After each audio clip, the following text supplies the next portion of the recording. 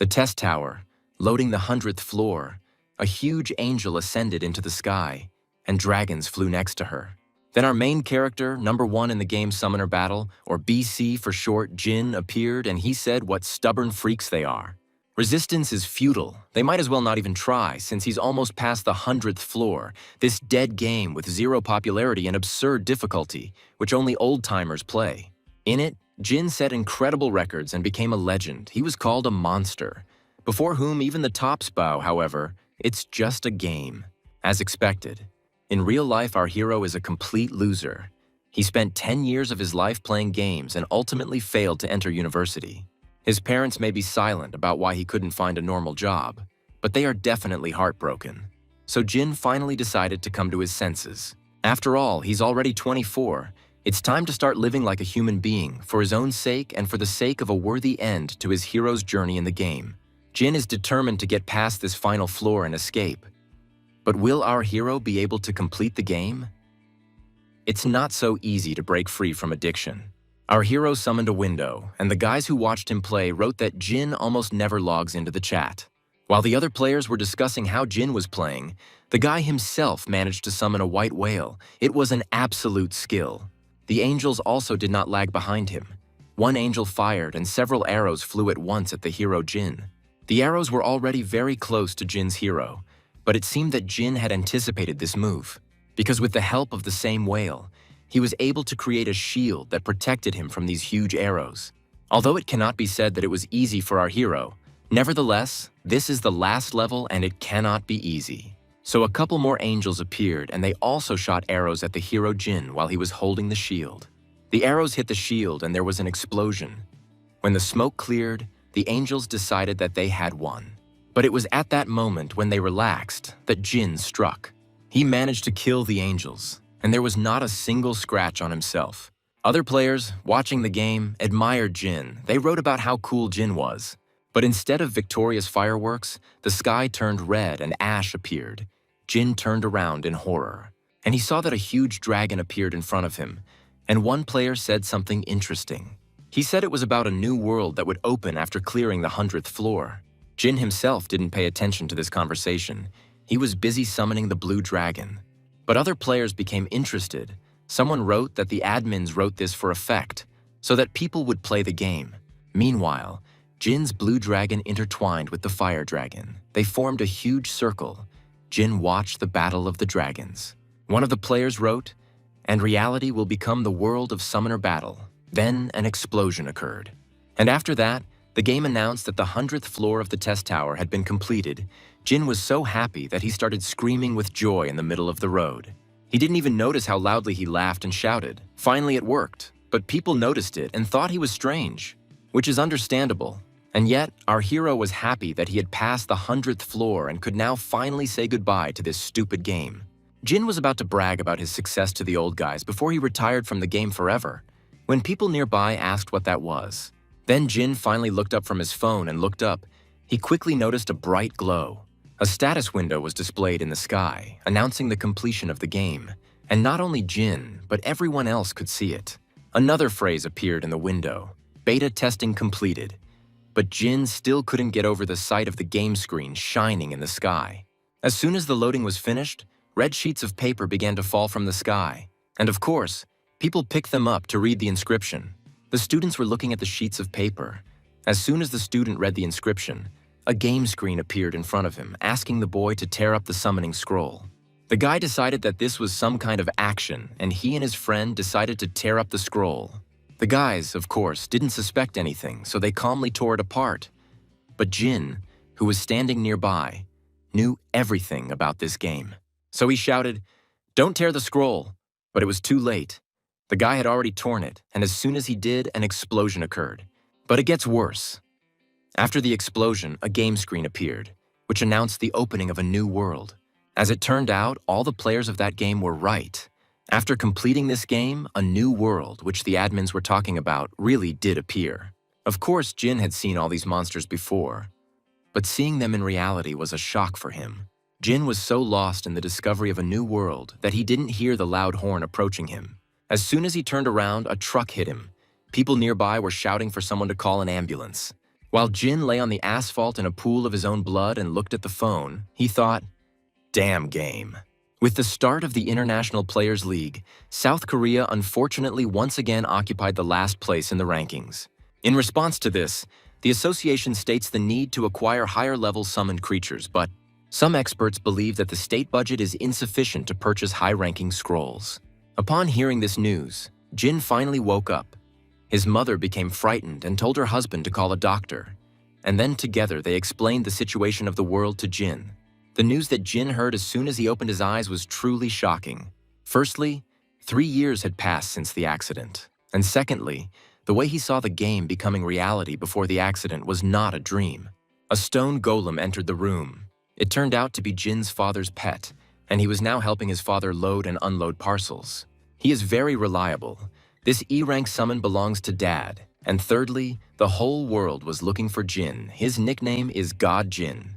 The world's top players have stated that to ascend the challenge tower, they need to find a Korean player known as God Jin. Rachel, world rank 1, Jin thought.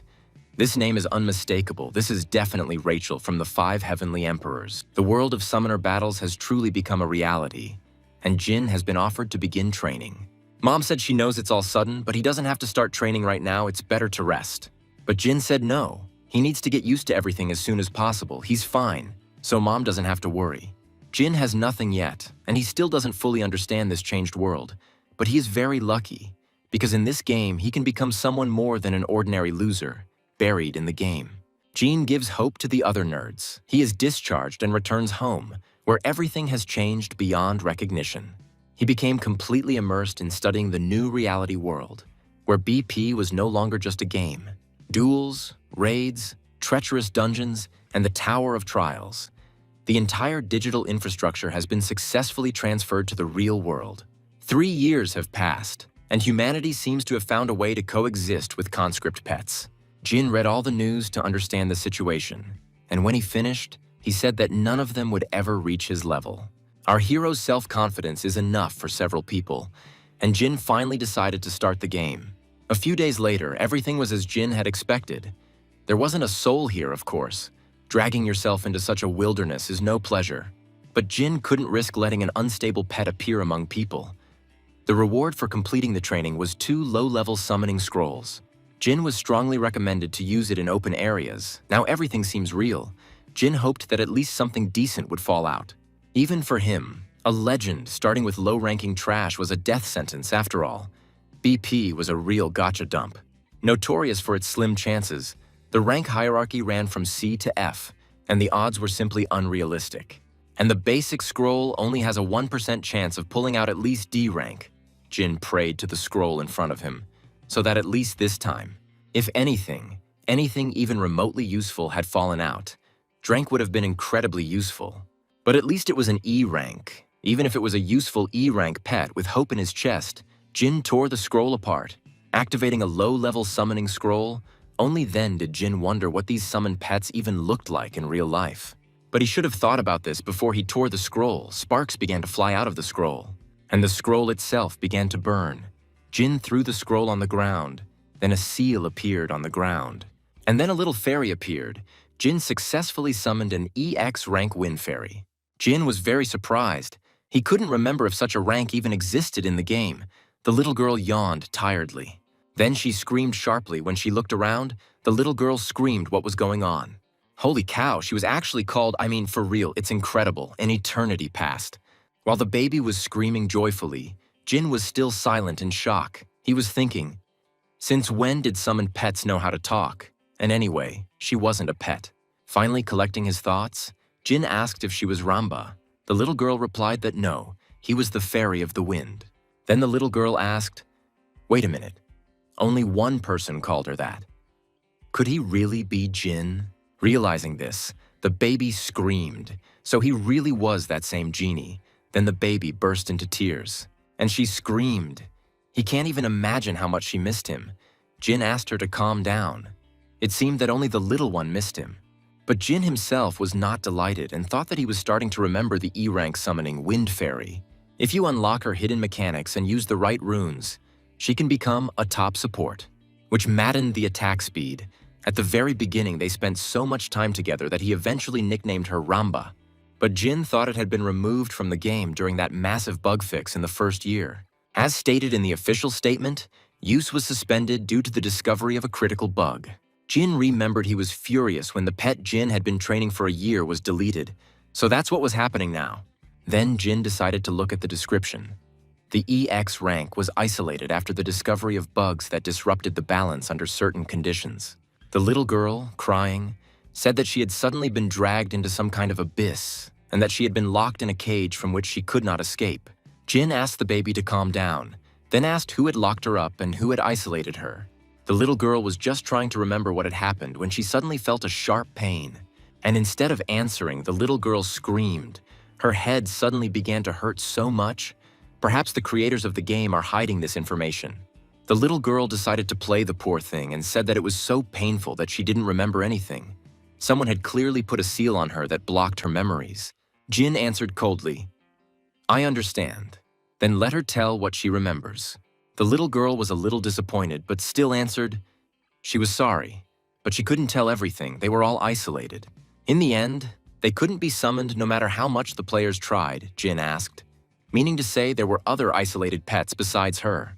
The little one replied, "Yes, they were kept in different places, so she doesn't know where they are, but there were definitely others, like about 10 pets. Jin thought for a moment, then cried out, "No, this can't be. Those same 10 pets that were considered bugs and deleted while Jin was using them. If each of them was reclassified as EX rank and isolated," the little girl said, "she doesn't know all the details, but either way, it seems like they get a chance every time Jin uses the scroll." She hadn't felt the call of a low-level summoning scroll for so long. It was crazy. But Jin didn't listen to her, he thought that means. They only react to the scrolls he uses, so he's the only person capable of pulling out EX rank. Our special Jin decided that this was some kind of hidden bonus for completing the 100th floor of the Tower of Trials. Is it really every basic scroll now? The one he uses is guaranteed to give EX rank.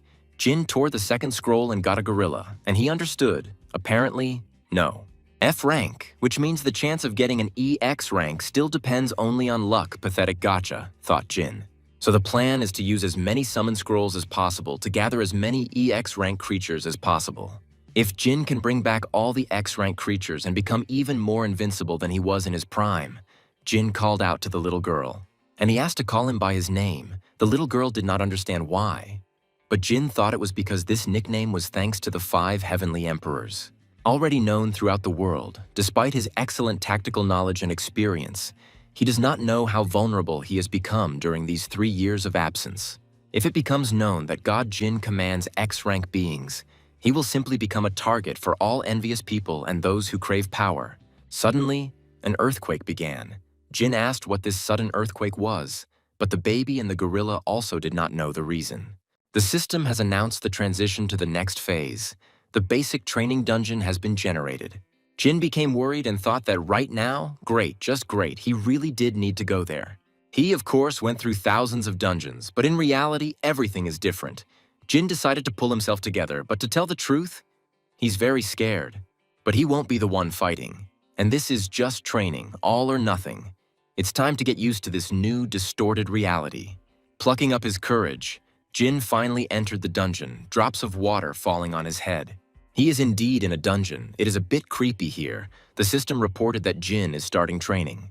Jin was a little nervous because playing this game on the phone is one thing, but playing it in person is completely different. To fight in a dungeon, you need to assemble a team of summoned pets. However, a team can have no more than 5 pets, and Jin currently has 2 pets. The system asked Jin if he wanted to assign an EX rank Wind Fairy and an F rank Hairy Gorilla to the team. Typically, to increase the chances of successfully completing a dungeon, a full team of 5 creatures is assembled. Running a dungeon with only 2 creatures may seem reckless. But with a clear plan, it is entirely possible. Jin has done this thousands, no tens of thousands of times. And Jin already has the perfect plan in his head. The Wind Fairy and the Gorilla are summoned automatically. So the monsters in the training dungeon should be simple. Only Jin thought of this. Suddenly a menacing growl was heard, and a game window appeared. A hungry gray wolf was wandering nearby. You need to defeat the wolf and get out of the cave. Gray wolf F rank. Jin created a shield. It looks like the player's defense system has been recreated exactly as it was in the game, but now Jin is in reality. The system warned that the player would die if attacked while the shield was inactive, and now Jin was convinced that what was happening was real. If you lose, the restart button won't appear. Everything is real, and that creepy wolf too. Jin ordered the gorilla to attack first, and the F-rank gorilla rushed forward. Although the word rushed is not quite appropriate here, the gorilla rather strode off to attack the wolf. So here's reality, which hit you in the face with a fist. The gorilla turned out to be too slow. But it's okay, because Jin has a little fairy with whom he went through many levels, and since Jin expected this outcome, that's why the little fairy entered. Wind pressure. Swinging the wand sharply increases the attack speed of an ally. The baby enveloped the gorilla in the wind, and it began to roar, and this time it really ran. Excellent, fairy, as always on top, but the wolf also seems fierce, even creepy. Then Jin got worried. He thought, wait a minute, was the wolf that huge in the game? Up close, the wolf seems even bigger. Now Jin was worried whether the gorilla would be able to cope with this monster. Judging by all the information Jin had, it was impossible. But what if, because they are in reality, some variable appears? Although it is unlikely, the wolf sank his sharp teeth into the neck of the poor gorilla, and all the fairy's power instantly disappeared. Then Jin shouted at Rami. The little girl shouted back, waving with all her might. Finally, it worked. The gorilla's strength returned, and he was able to hit the wolf. The wolf flew back, but it was impossible to stop there. So the little girl drew several seals at once. And then she directed all this power at the gorilla. The wind lifted the gorilla, and it attacked the wolf again. Not just once, but several times at once. All the blows were so fast that the wolf could not do anything. The blows created such a huge amount of smoke that Jean and the little girl could not see anything. A moment of fear enveloped the boys, but as soon as the smoke cleared, they saw a gorilla celebrating its victory over the wolf. Little Rami screamed with joy. They won. Unlike the happy Rami, Jin sighed tiredly. It's not like in the game. The threat here is real, and the only thing that made him happy was that he was able to survive. We are shown Jinny. This is Jin's younger sister. She was paid for her work. She was happy with her jackpot. Today alone, she earned 2001. 3 years ago, when the world changed, Jinny received a profession, a rune collector. She mainly goes into low-level dungeons. She makes a living by selling runes to promising players. She decided to become a player because after her brother's accident, their family found themselves in a difficult situation. One day in a dungeon, she miraculously received a mid-rank summon scroll, from which she received a C-rank creature, the drop rate of which was only 1%. She was very lucky. Thanks to this C-rank shadow elf, she was able to establish a stable income from runes. Jinny's brother called, and she asked. He had already been discharged. Jean answered hastily, yes, he had been discharged, and asked if he had heard from her father that she was now selling runes. Jeannie got angry, and she shouted, she sells runes, she collects runes. It's clear how he can speak so lowly about her, Jin answered. Okay, a rune collector. Then he asked if she knew where the synthesis center was. Her father said that she knew, Jinny answered. Of course. As Trial Tower sprang up around the world, people needed a place to do all sorts of things related to summoned pets. This is how player zones appeared, where there are not only all kinds of dungeons, but also synthesis centers, improvement centers, and the like. Everything that needs to be done can be done right at the tower, Jinny asked. He knows that the towers in Shamasil and Hengdu have become test towers. In other countries, it's different, but in Korea they only have towers in those 2 places, so the player zone he needs is only there. Jin replied that he thought it was logical that they were near the tower since they were helping in passing it. Jinny asked what kind of creatures he got, F rank or E rank. Jin said both. Then Jinny said that E rank only has a 5% chance of dropping. Jin awkwardly replied, yes, it was probably just luck, and apologized to himself for lying. He said that in any case he would need her help. He wants to get used to this system as soon as possible, and in return he will give her some pocket money. Jinny asked. Brother knows that she earns much more than him. Jin replied. You never know how life will turn out, who knows? Maybe he will become the greatest player in the world, Jinny replied. Every second person thinks of themselves as the new Rachel or Glenn. These people are the chosen ones. They are geniuses. They are far from them. The little sister apparently forgot that her brother was a real nerd. Jin chuckled and asked, Okay, let him just show him the way. After all, he wants to see for himself what this player's zone of theirs is. It seems that Jin is excited. So night fell and the brother and sister went out into the street. The tower looked pompous, standing out among all the buildings.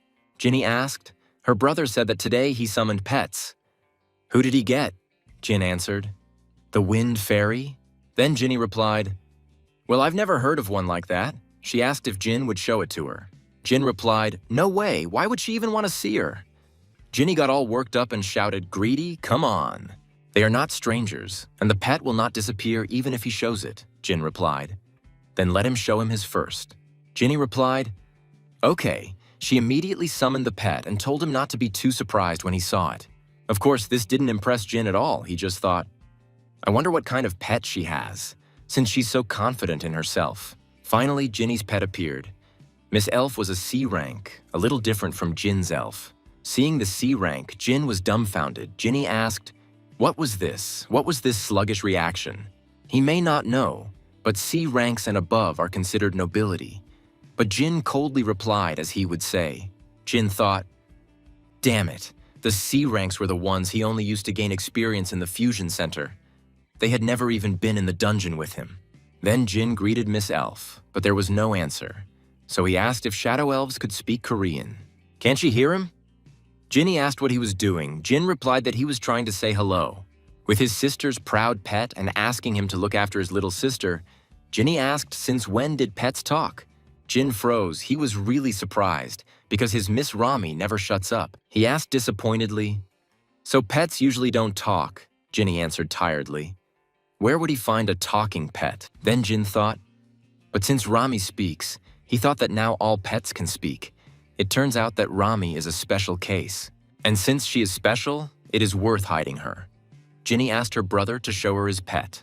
But Jin answered, better later. Ginny got angry and shouted, why? She showed him her elf. However, Jin repeated. He said that he would show later. Jin just didn't want to stand out now, so it's not worth talking to Rami for now. Ginny brought her brother to a bright street and Jin was delighted with the view. Is this place really the same arena he knew? Jin asked. Then Jinna answered, yes, after the appearance of the corporation's test tower, they simply demolished everything. Jin asked why. The genie asked why. Who would want to have fun near this gloomy tower? This place has long ceased to be kind and cheerful. Then Jin asked if that didn't make everything more interesting and cool. A land of adventure and thrills. But Ginny asked, the dungeons are now right in the Jamsil arena. Who will come here for entertainment? Jin replied that it was probably logical. The dungeons were indeed scary. But to see what Jin had only seen in the game. In real life, it's incredibly exciting. Jin asked if this was some kind of local market. Ginny replied, yes, here players can freely trade everything. From the summoning scrolls to the runes, Jin felt nostalgic. He remembered how he used to open scrolls and runes every day with that rich man, Pete.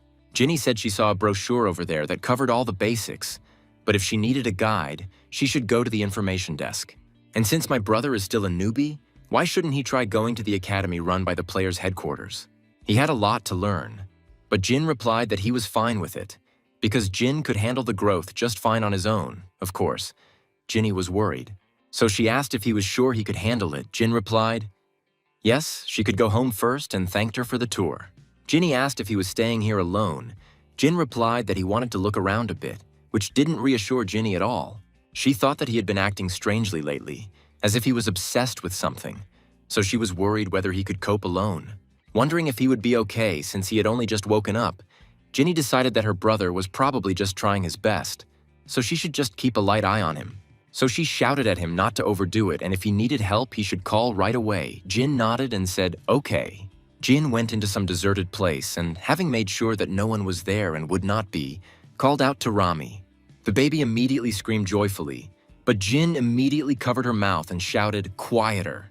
Of course, this puzzled the little girl. She mumbled what he was doing, what was happening. Jin looked around again, and he whispered to her that from now on Rami couldn't be spoken to when they weren't in the dungeons.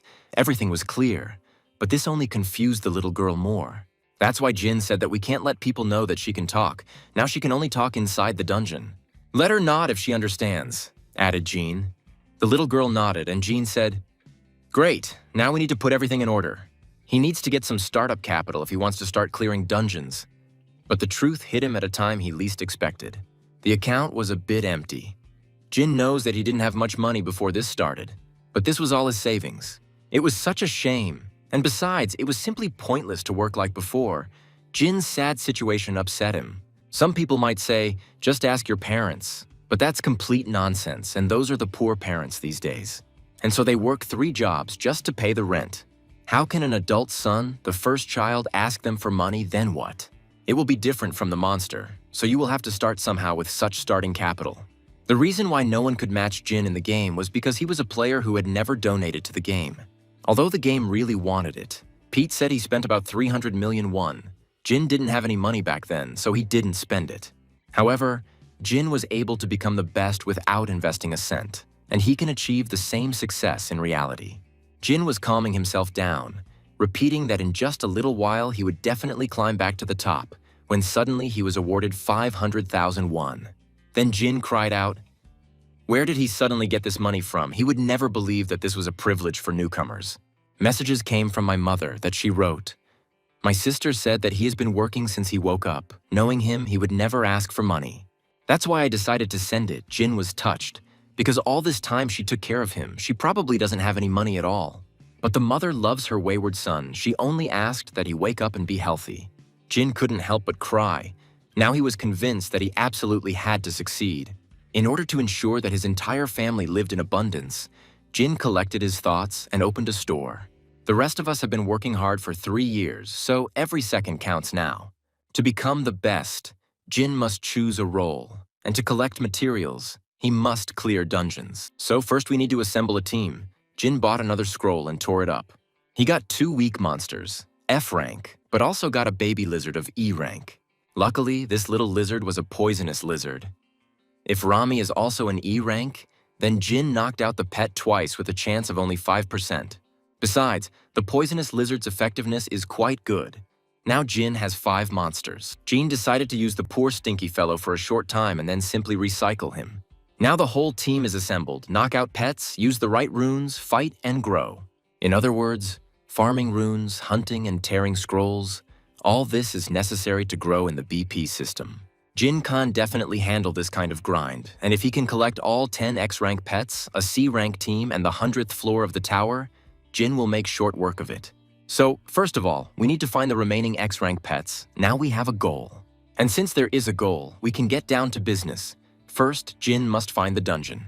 In the mobile game, it was enough to simply click on a location, but it seems that entering is no longer as easy as in the game. It was sad, but Jin was curious to see how it would happen in reality. But as soon as he Googled the information, he shouted loudly, "What is this?" Gina was in for another piece of bad news. It turned out that even if you have a pet, you can't enter the dungeon. Dungeon gates appear randomly anywhere. The difficulty of a dungeon can be determined by the energy emanating from it. But now the rules have changed, and now, no matter how simple the dungeon is, beginners will never be able to enter it. To be granted entry permission, you must be an officially registered player. The plans failed. Jin will not be able to reach the summit alone as he hoped, and he will not be able to remain unnoticed for long. The guy was completely unlucky. Jin asked why he woke up just when the camp had changed so much. Little Rami, seeing how desperate Jin was, decided to cheer him up, but silently, as Jin had asked. She seemed worried. Noticing this, the genie exhaled and then thanked the little girl. Then Rami calmed down. Suddenly Jin's phone rang. Jin picked up the phone. It was Genie calling. Ginny asked what time her brother would arrive, and her mother asked what he would like for dinner. Jin replied he would eat alone and asked, she knew, Genie asked what exactly, and Jin asked that player registration was now required to enter the dungeon. Jinna shuddered and replied, yes, she knew. Jin asked her why she didn't tell him on purpose. Ginny replied, not at all, she really did forget. This rule was introduced only recently. Too many people were dying in the dungeons, so the government had to intervene. There was complete chaos there. So now there are employees on duty at the entrances to the dungeons. But something tells me that the rich did this to take all the best for themselves. Jin looked for information, and it said that there is some kind of test, battles, and the registration process itself is tedious. This is probably how they control the number of players if everyone, blinded by the thirst for profit, rushes into the dungeons. Cracks in the social system are inevitable. Ginny suddenly remembered something else and said, there is also a rating. The system compiles a top 100 list of players in the country and the world every year, but Korean players don't even make it into the world rankings. Such a shame. If only they had the legendary god Jin, their country would have risen in the rankings. Jin awkwardly thanked her for the information, and he turned off the phone. For now, Jin had prepared for everything, so he decided to rest. In the morning, my mother cooked while my father sat on a chair and read the newspaper. It's strange that they still make them. The door opened and Jean came out. Dad asked if he was awake yet. It was only 6 in the morning. Jean answered yes. He needed to leave early. Mom worriedly said that he was already walking, so he should at least eat a rice ball before going out. Jin refused and said everything was fine, then turned to his parents. He apologized for having shown them only his bad side up until now. And having thanked them, he left. The parents looked on in surprise as their son left. Then Dad said, embarrassed, how awkward, and Mom, still worried, asked if everything would be okay with their Jean. Dad asked her not to worry, which was in vain, and said that the government had said that it was now conducting safety training. And he suggested having breakfast. The mother asked her son to be careful, an era in which all of humanity can become players. Among all countries, South Korea attracted early attention due to its exceptionally high death rate in underground areas. The reason for this was not the monsters at all, but the protagonist's syndrome, caused by greed. Players deceived themselves into thinking that they were the main characters of some fantasy world where anything was possible. So they recklessly broke through the dungeons and died, thinking everything was like in the game and you can change clothes. But this was a new reality, not an illusion. The foreign press speculated that because so many talented players were lost during this period, South Korea is now at the bottom of the rankings. Jin read all these articles and thought that so many deaths were only due to misconceptions. Of course, it's not for him to say he himself spent 10 years in this game.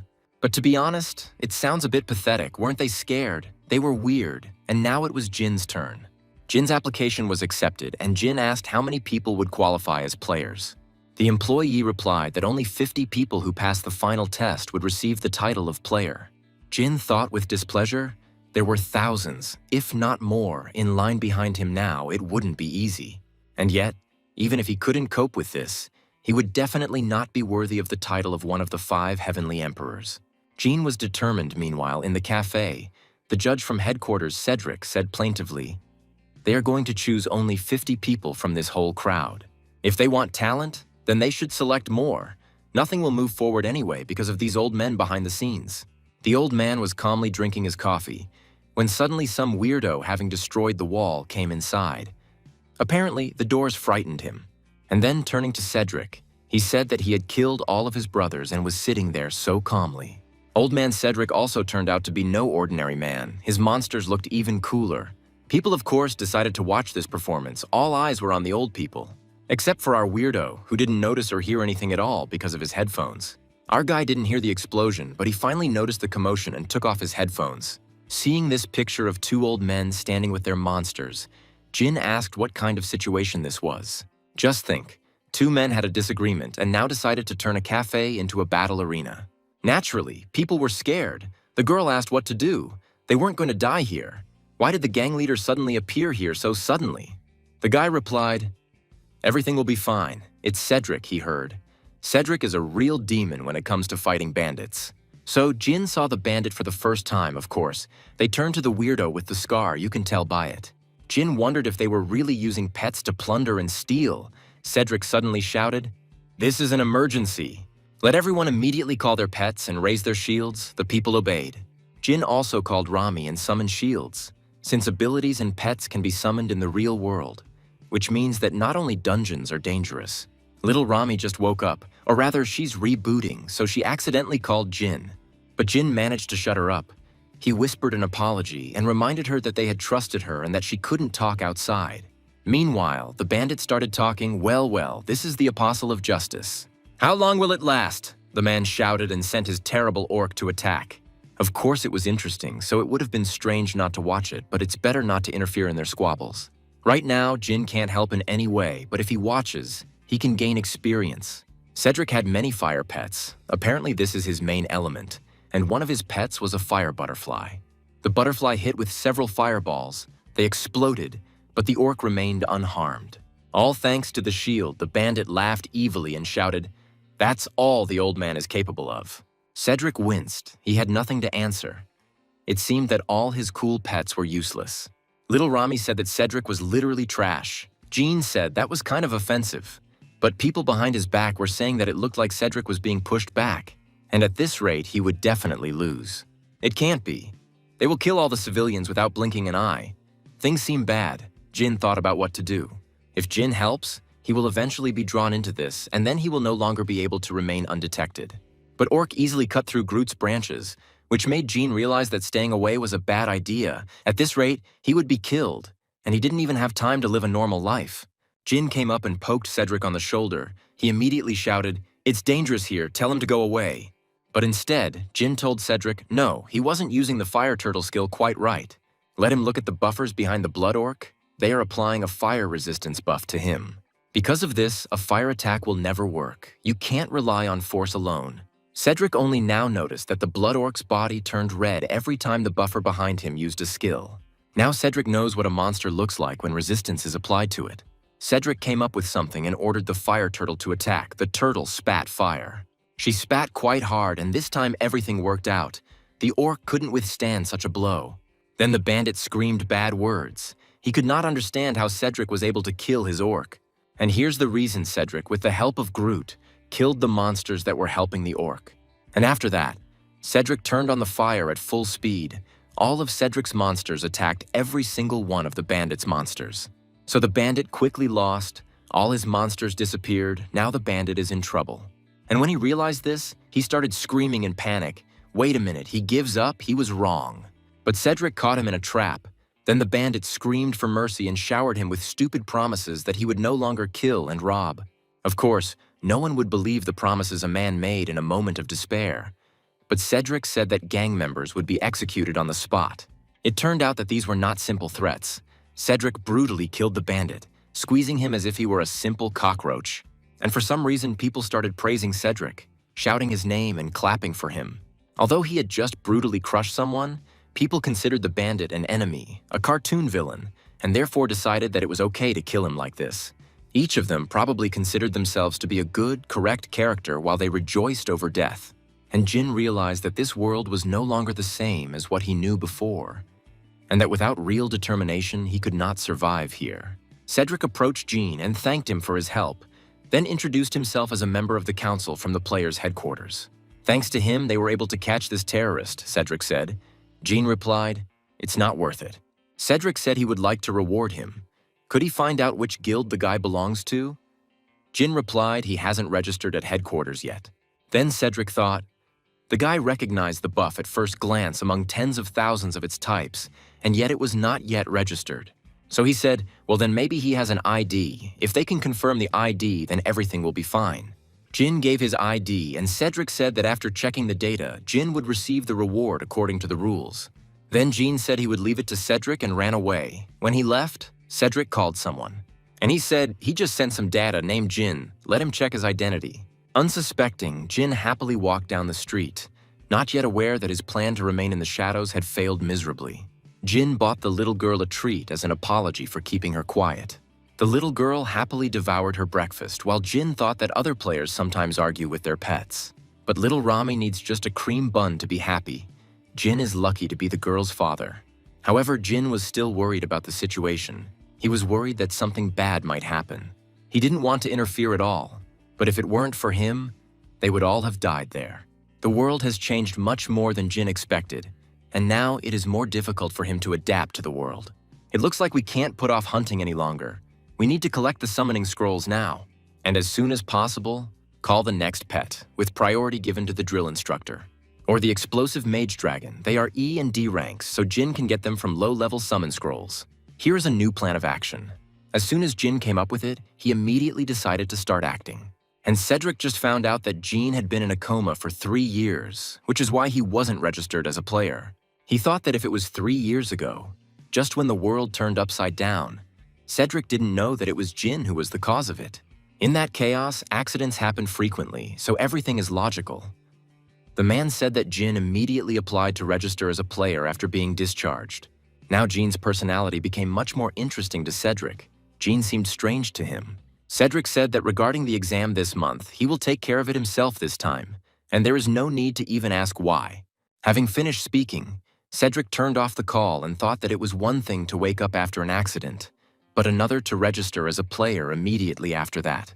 He decided that Jin was incredibly adaptable, which meant that Jin could become the real talent he had been looking for so long.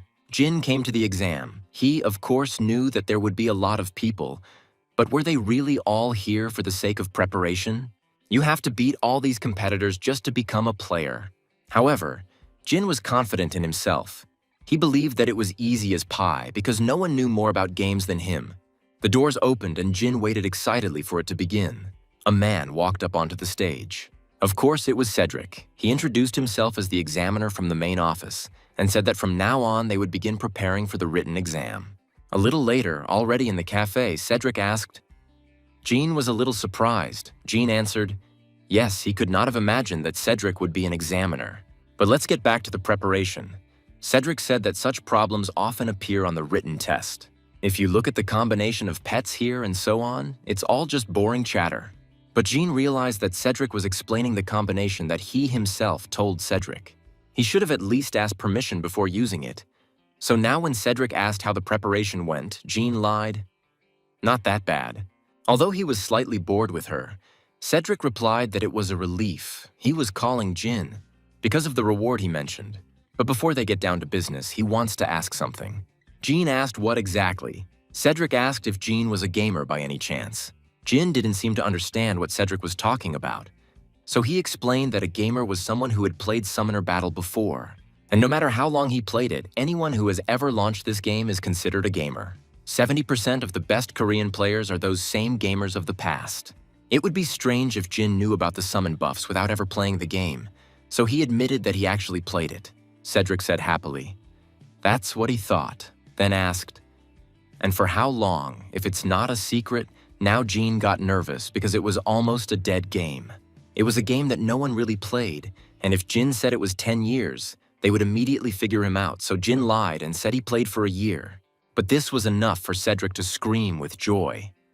Cedric doesn't know that Jean is a nerd who has been playing this toy for 10 years. Cedric asked, Jin played this dead game for a whole year. Impressive, somehow awkward. Most of the best Korean players haven't played for even half a year. But Jin hasn't played for a whole year, Cedric thought. Then he said, they have prepared 2 awards. Let him choose the one that suits him best. First, within his authority, Cedric can immediately register Jin as a player. Automatic registration and immediate employment, as well as offering a position at the main office, which Jean was absolutely not interested in. And the second option, a cash reward of 5 million won. What a difficult choice, poor Jin.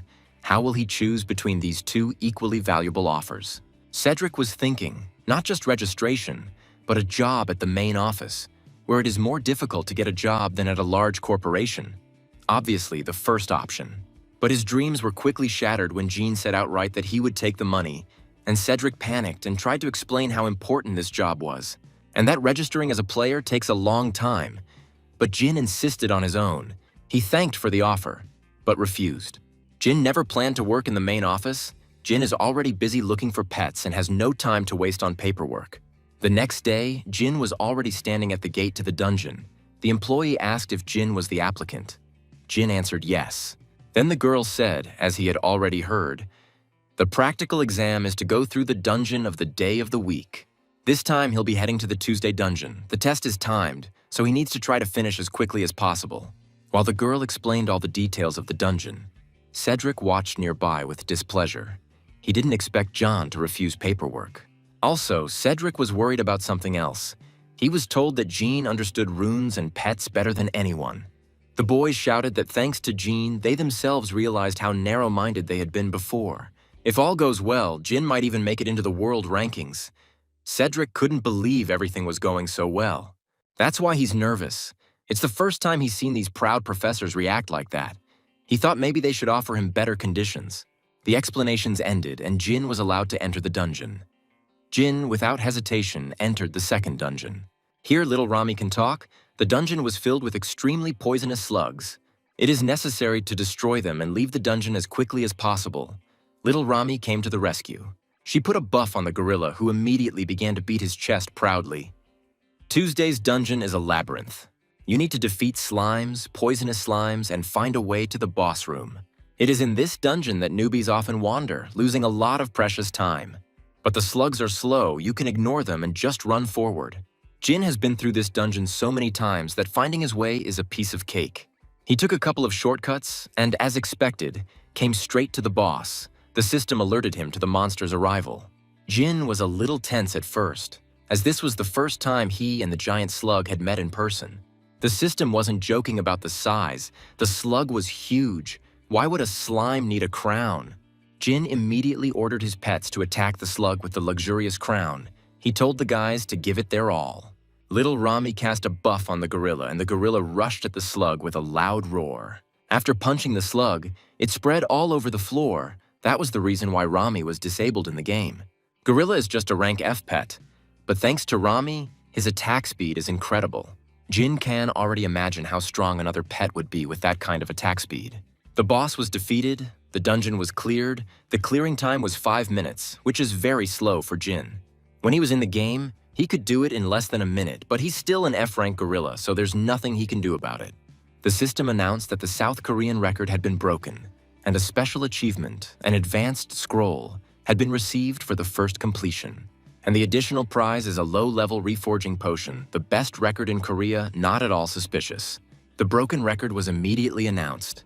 Tuesday's dungeon was completed in 5 minutes and 32 seconds. The girl asked if Kenny had found a new combination, but Jean's sign came up, and she said she had never heard of him. The guy said he didn't look like a player, so it wasn't a player who broke the record. The guys stared at Jin's photo in silence for a while, and soon a meeting even took place. Such a record could not go unnoticed. Of course, everyone was amazed by such an unexpected record. The girl asked, "Is he really amazing? Is it Jin?" And Cedric was practically beaming with happiness, thinking that Jin was, without a doubt, a real pro. He was their national treasure. They must get him at any cost if they want to survive. At the very least, they must prevent Jin from moving to another country. That's why he said that we need to immediately register Jin as a player, the guys asked, really, even without a qualifying match. Then Cedric said that, as everyone knows, speed records are divided into national and world records. Kenny takes first place in Korea with a time of 6 minutes and 41 seconds.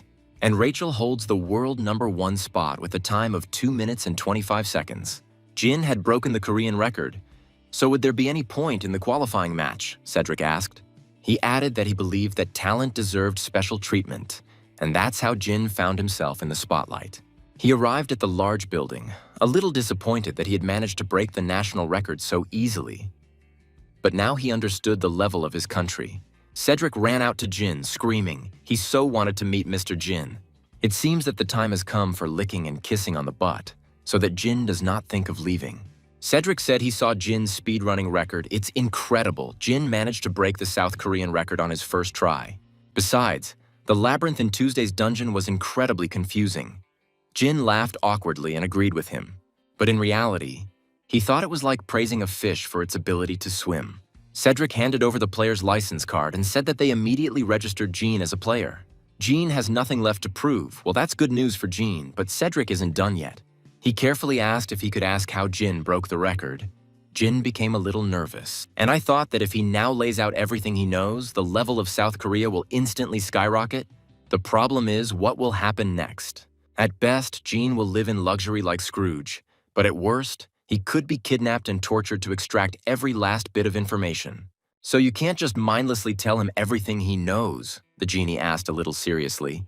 Firstly, Cedric understands that it is very rude to ask such questions. Cedric shuddered. Then he agreed and asked for forgiveness.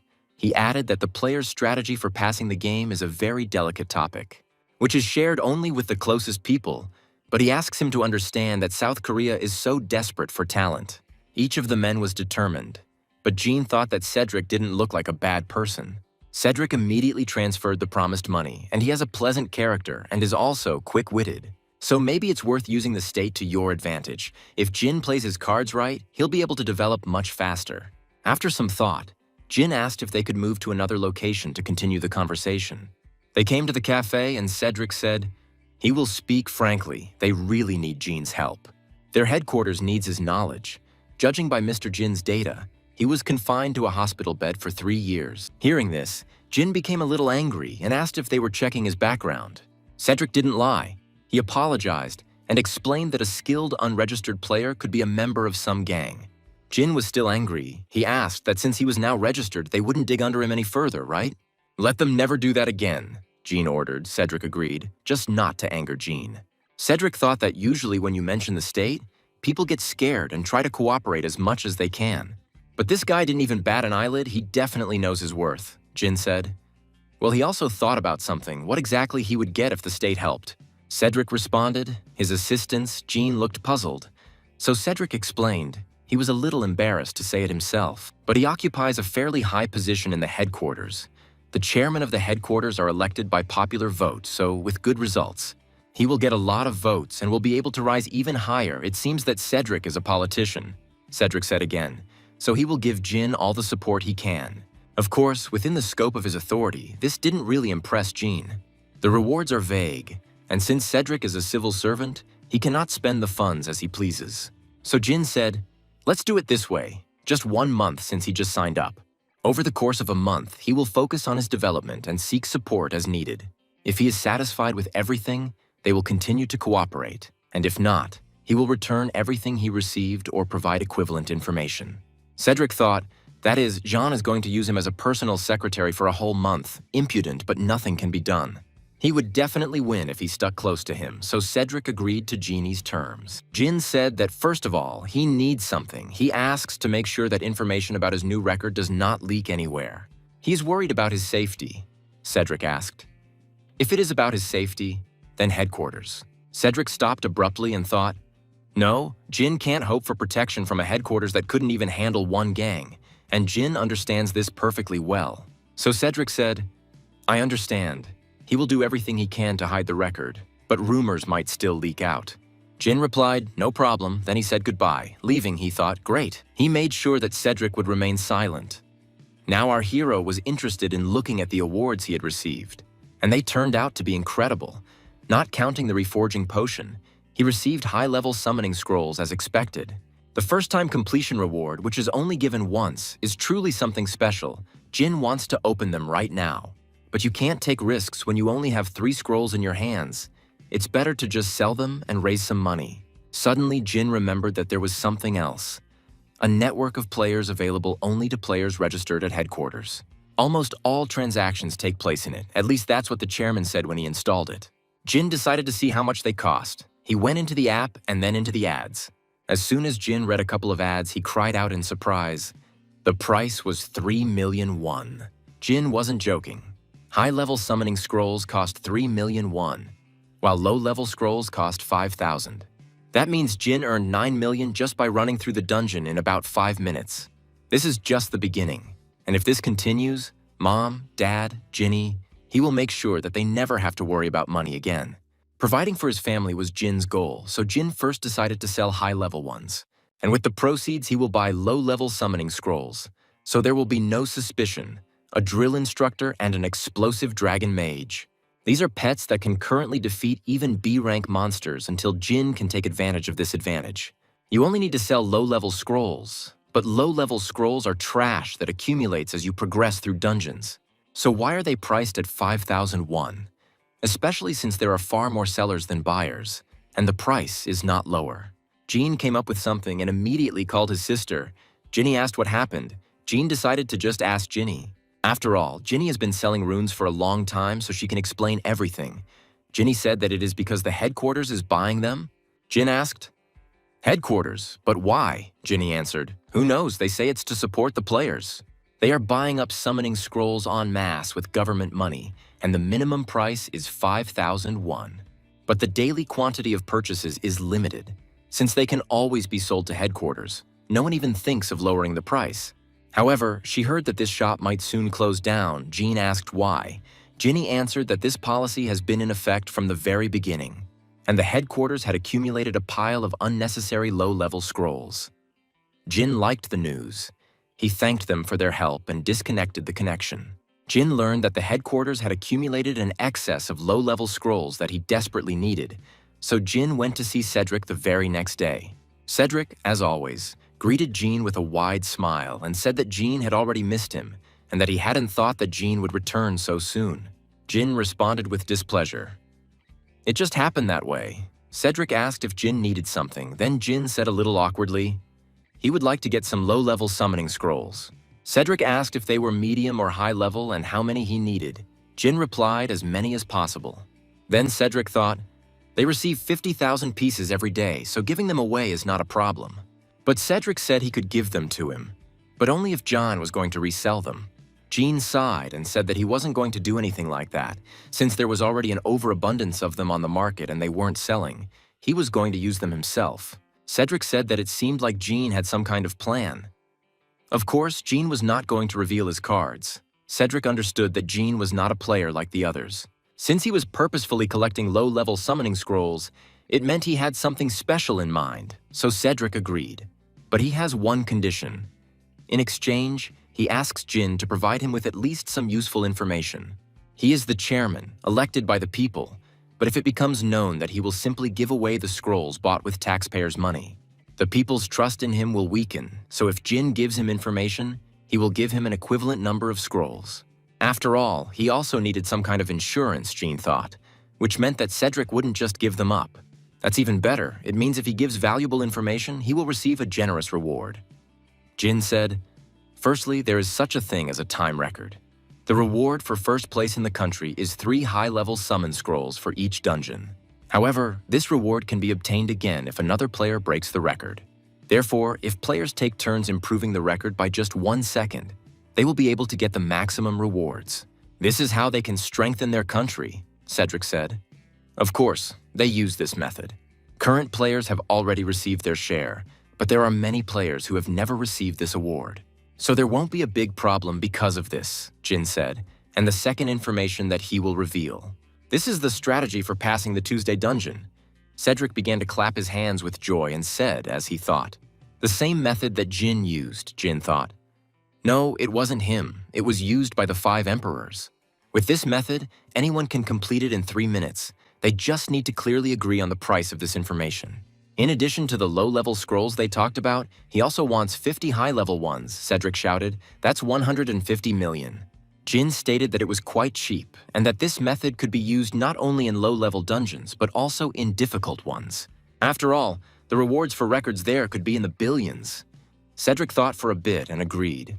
He said that if the information was correct, he would immediately transfer 150 million, and will supply him with 10,000 low-level summoning scrolls daily. In the evening, Cedric gathered everyone, and the man asked why Cedric called them so suddenly. Cedric said happily, he gathered them to check something, then the guy asked, it's unlikely that Cedric collected them because of some trifle, which means this is not just another experiment. Cedric asked if they knew that they had recently broken the record in the Tuesday dungeon. The guys replied, yes, I think it was Jin. Then Cedric proudly said that he had managed to get hold of an excellent strategy abroad, and he had tested it with the player Jin. And the results were excellent, the guy said, so that's why Cedric forbade the dissemination of this information. Another asked, so Cedric gathered them for this, Cedric said. Now they will smash Tuesday's dungeon to smithereens. The key pet for completing this dungeon is this little one. The boys gathered to see this spotted Komodo, this little summonable monitor lizard. The size of an adult human, it has strong defense and a decent attack, a typical tank damage dealer. At least that's what the publicly available information says, but in reality, it's difficult to level up, which is expected for a B rank, so it was considered defective. Compared to other B rank pets, its damage and defense are so-so, making it considered useless. However, what the players didn't know was that his main food was the giant slimes that were plentiful in Tuesday's dungeon. Once released into a dungeon, it immediately begins hunting giant slimes, allowing you to quickly clear everything. The guys were delighted. They said the chairman was right. They got to the boss's room in less than 4 minutes. They rejoiced for a long time and shouted that the baby lizard was a real gold mine several days later. Everything was confirmed. Jin was not just some freshman gamer, so Cedric decided to create a team specifically for Jin. He chose 3 guys who would be on his team. Cedric was happy with his plan. And Jin was glad to receive the money. Jin said that this bearded man is really generous. Little Rami was also happy about the money because Jin would buy her a bunch of buns, just as the bearded man had promised. Jin received 10,000 low-level summoning scrolls that employee gave him this morning. And since the bearded man had kept his promise, Jin decided that it was now his turn. Jin asked if Rami was ready. The baby nodded. Then Jin poured water on the ground. And the little girl portrayed Buddha. She prayed to Buddha, Allah, the spirits of heaven and earth. And all for the sake of getting a pet with a good rank, Jin took out a scroll. The endless farm begins. While Rami was praying, Jin tore the first scroll. But after some time, Jin lay powerlessly on the ground. Of course, most of the scrolls were garbage. In an hour, Jin had already used 3,600 scrolls, and he had not once received a normal pet. But little Rami said, "Who said it would be easy? Jin thinks it's that easy to get an EX rank pet." Jin asked sadly. "But why? She got it on the first try," Rami shouted. "It was pure luck. To knock something like that out, even 100,000 scrolls wouldn't be enough, let alone 10. Jin asked what she was talking about. Then Rami asked if Jin knew anything at all about the summoning system. She began to explain that there were exactly 10 times fewer pets than players. 8 billion people, 800 million creatures. There are 800 million of those same horned caterpillars that Jin just summoned. But most importantly, those who are isolated exist in a single copy. Jin shouted that, "But why?" Rami replied. She herself does not know why. But she knows for sure that only Jin can summon isolated EX rank pets. There are tens of thousands of species of creatures, and 800 million of each species.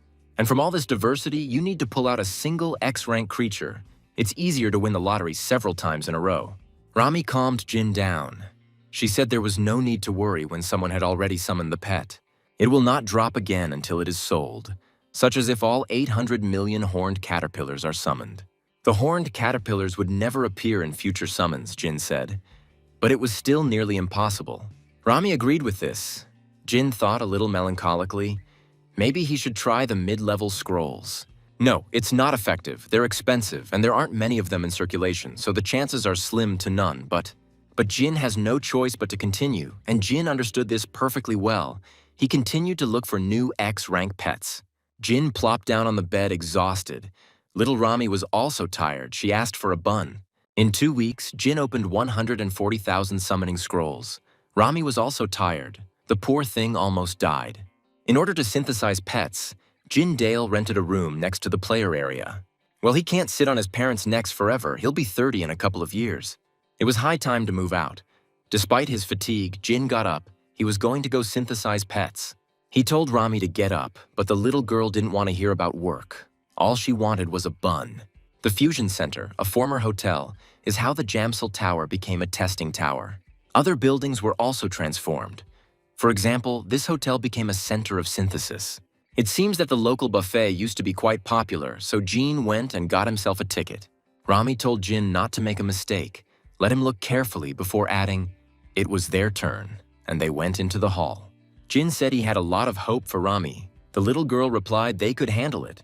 The system window opened and Jin was asked to merge his pets. He selected Rami and registered her, and the pet synchronization began. Jin donated 3 F-rank lizards, an F-rank blue bat, and an F-rank poison goblin. All 3 copies, there really are a lot of them, so he pumped up little Rami, the unification was completed. Rami's level and intelligence have been increased to 21 and intelligence by 2. Just think, only the 21st level of the ambassador of 140,000 scrolls. But Jin tried to hide his disappointment. After all, little Rami was happy about her increased strength. She asked if she was strong now. Jin answered, "Yes, their Rami is the best. The maximum level is 100. At this rate, it will take forever." A few days later, Cedric said, "Things are going unusually well today, yes." Ben was wondering why he was so happy, and Cedric was wondering why he needed to invest heavily in Jin now that he had built a talent team. Cedric asked Ben what Jin was doing now. Ben replied that he seemed to still be opening summoning scrolls. There were even more of them today. Cedric was surprised. He didn't expect John to continue this boring activity. And Ben said, and Jin also asked, whether it would be possible to buy more low-level scrolls with the 150 million won he had received. Jin asked if it was possible to buy them at a reduced price, and he replied that he would check, but the Management Bureau already looked at them askance because of that. What, they are constantly buying them up? What will they do, Cedric thought. Jin puts everything into non-transferable low-level scrolls and reinvests. He definitely has some kind of plan. Then Cedric said, "Let him sell them to Jin for half price." Ben shouted seriously. What if they get caught giving such privileges? But Cedric said not to worry. Cedric believed that Jin could become a hero of Korea in the future, and when it turns out that he supported him, no matter what, his rating will skyrocket. It's questionable whether Cedric is doing this for Korea or for himself. Cedric said for now they should just do what he says, and one more thing. This had to stay between Ben, him, Yuna, and Sam, Cedric warned. And our Jin continued his routine work. Behind a pile of torn scrolls, there was a mountain of untouched ones. The baby was already tired. She asked how much longer. She couldn't feel her hands anymore. Jin answered, "Until they both die." But at that moment, Miss came up to them and said hello, and Rami shut her mouth in time. The beautiful girl introduced herself. This is the same Yuna that Cedric was talking about. Jin greeted her tiredly and asked what brought her. Yuna answered, "Well, nothing special. She's talking about the summoning scrolls that Jin talked about with the chairman last time." Jin said he asked if it was possible to come to some kind of agreement. Yuna answered cheerfully, "They were enlightened here." And, taking into account Mr. Jin's recent achievements, they decided that this time, as a special exception, they are willing to sell them to him for half price. Jin did not expect that. But is it worth climbing into the van if you are offered candy? And besides, Yuna continued, they decided to give Jin an additional 100 million won under the talent management expenses item.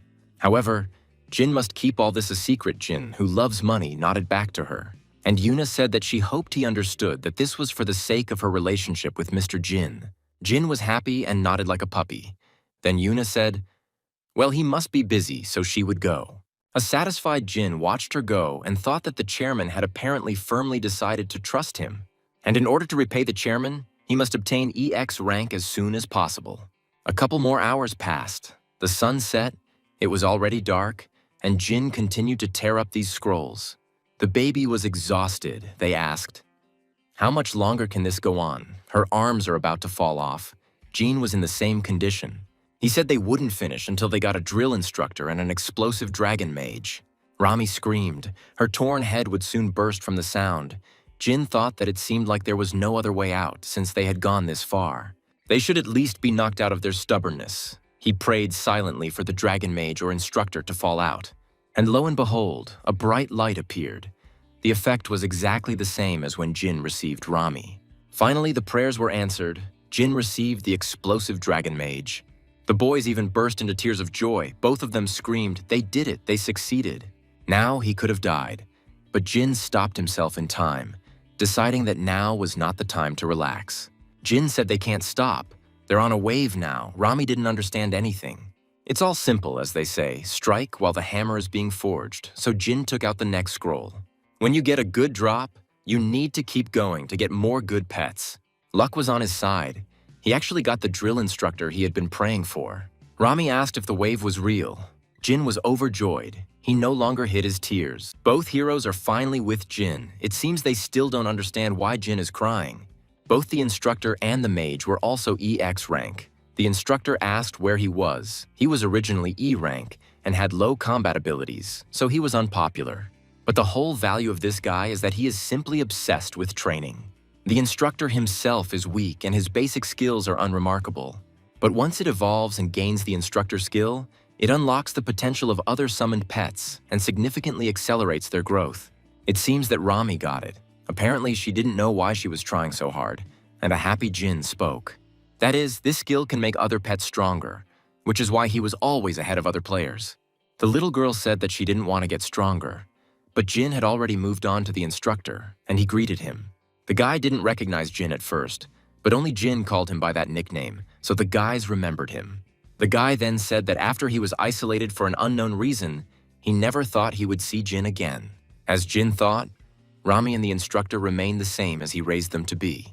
The magician still couldn't believe that she was seeing Jin in real life. By the way, this was the first time Jin had heard Pocky speak. Summoned pet of the magic type D rank, witch Pocky, race, human X rank. Although she was a failure among the apprentice mages, an ancient fire dragon sleeps in her heart. What makes her a fighter is the real big fire damage in the area. The skill itself is nothing special. But what if the instructor awakens it? Paka's wave shoots out flames in the shape of a dragon, and every time a boss-class enemy is defeated with her wave, her damage is permanently increased. This skill, absorption, cannot be obtained without an instructor, so only Jin could properly use Pocky, of course. She could also speak. Pocky happily said that she missed Jean, which, of course, couldn't help but make Jean happy. Jin immediately warned the guys that they couldn't talk to him in front of strangers and that they shouldn't call him by his nickname. At first glance, it may seem that Jin's team is a bunch of losers, but with the right use of the guys, the team will become invincible. Luckily for Jin, he was quite the nerd, so after spending so much time in the game, he learned how to use the guys properly. And since the guys were alive, so to speak, they just sat in silence while the exhausted Jin slept. Finally, the instructor said that they hadn't seen each other for a long time. Pocky added that it really had been a long time. The instructor asked if he could just call her Rami, and Rami said yes, he was an instructor. They had only seen each other for a month. She was already here when he was called, so now she is his senior. The guy answered indifferently. It is true. And then his face suddenly changed. He said, "It's all unimportant. He wants to say only one thing. They're all too weak." It seems Jin wasn't joking about the instructor being obsessed with training. He shouted, in order to somehow help their master, they must become much stronger, so even when the master is sleeping, they must continue training. Pocky goes first. She should sit down and focus on her mana. When he wakes up, the first thing he will do is open absorption for her.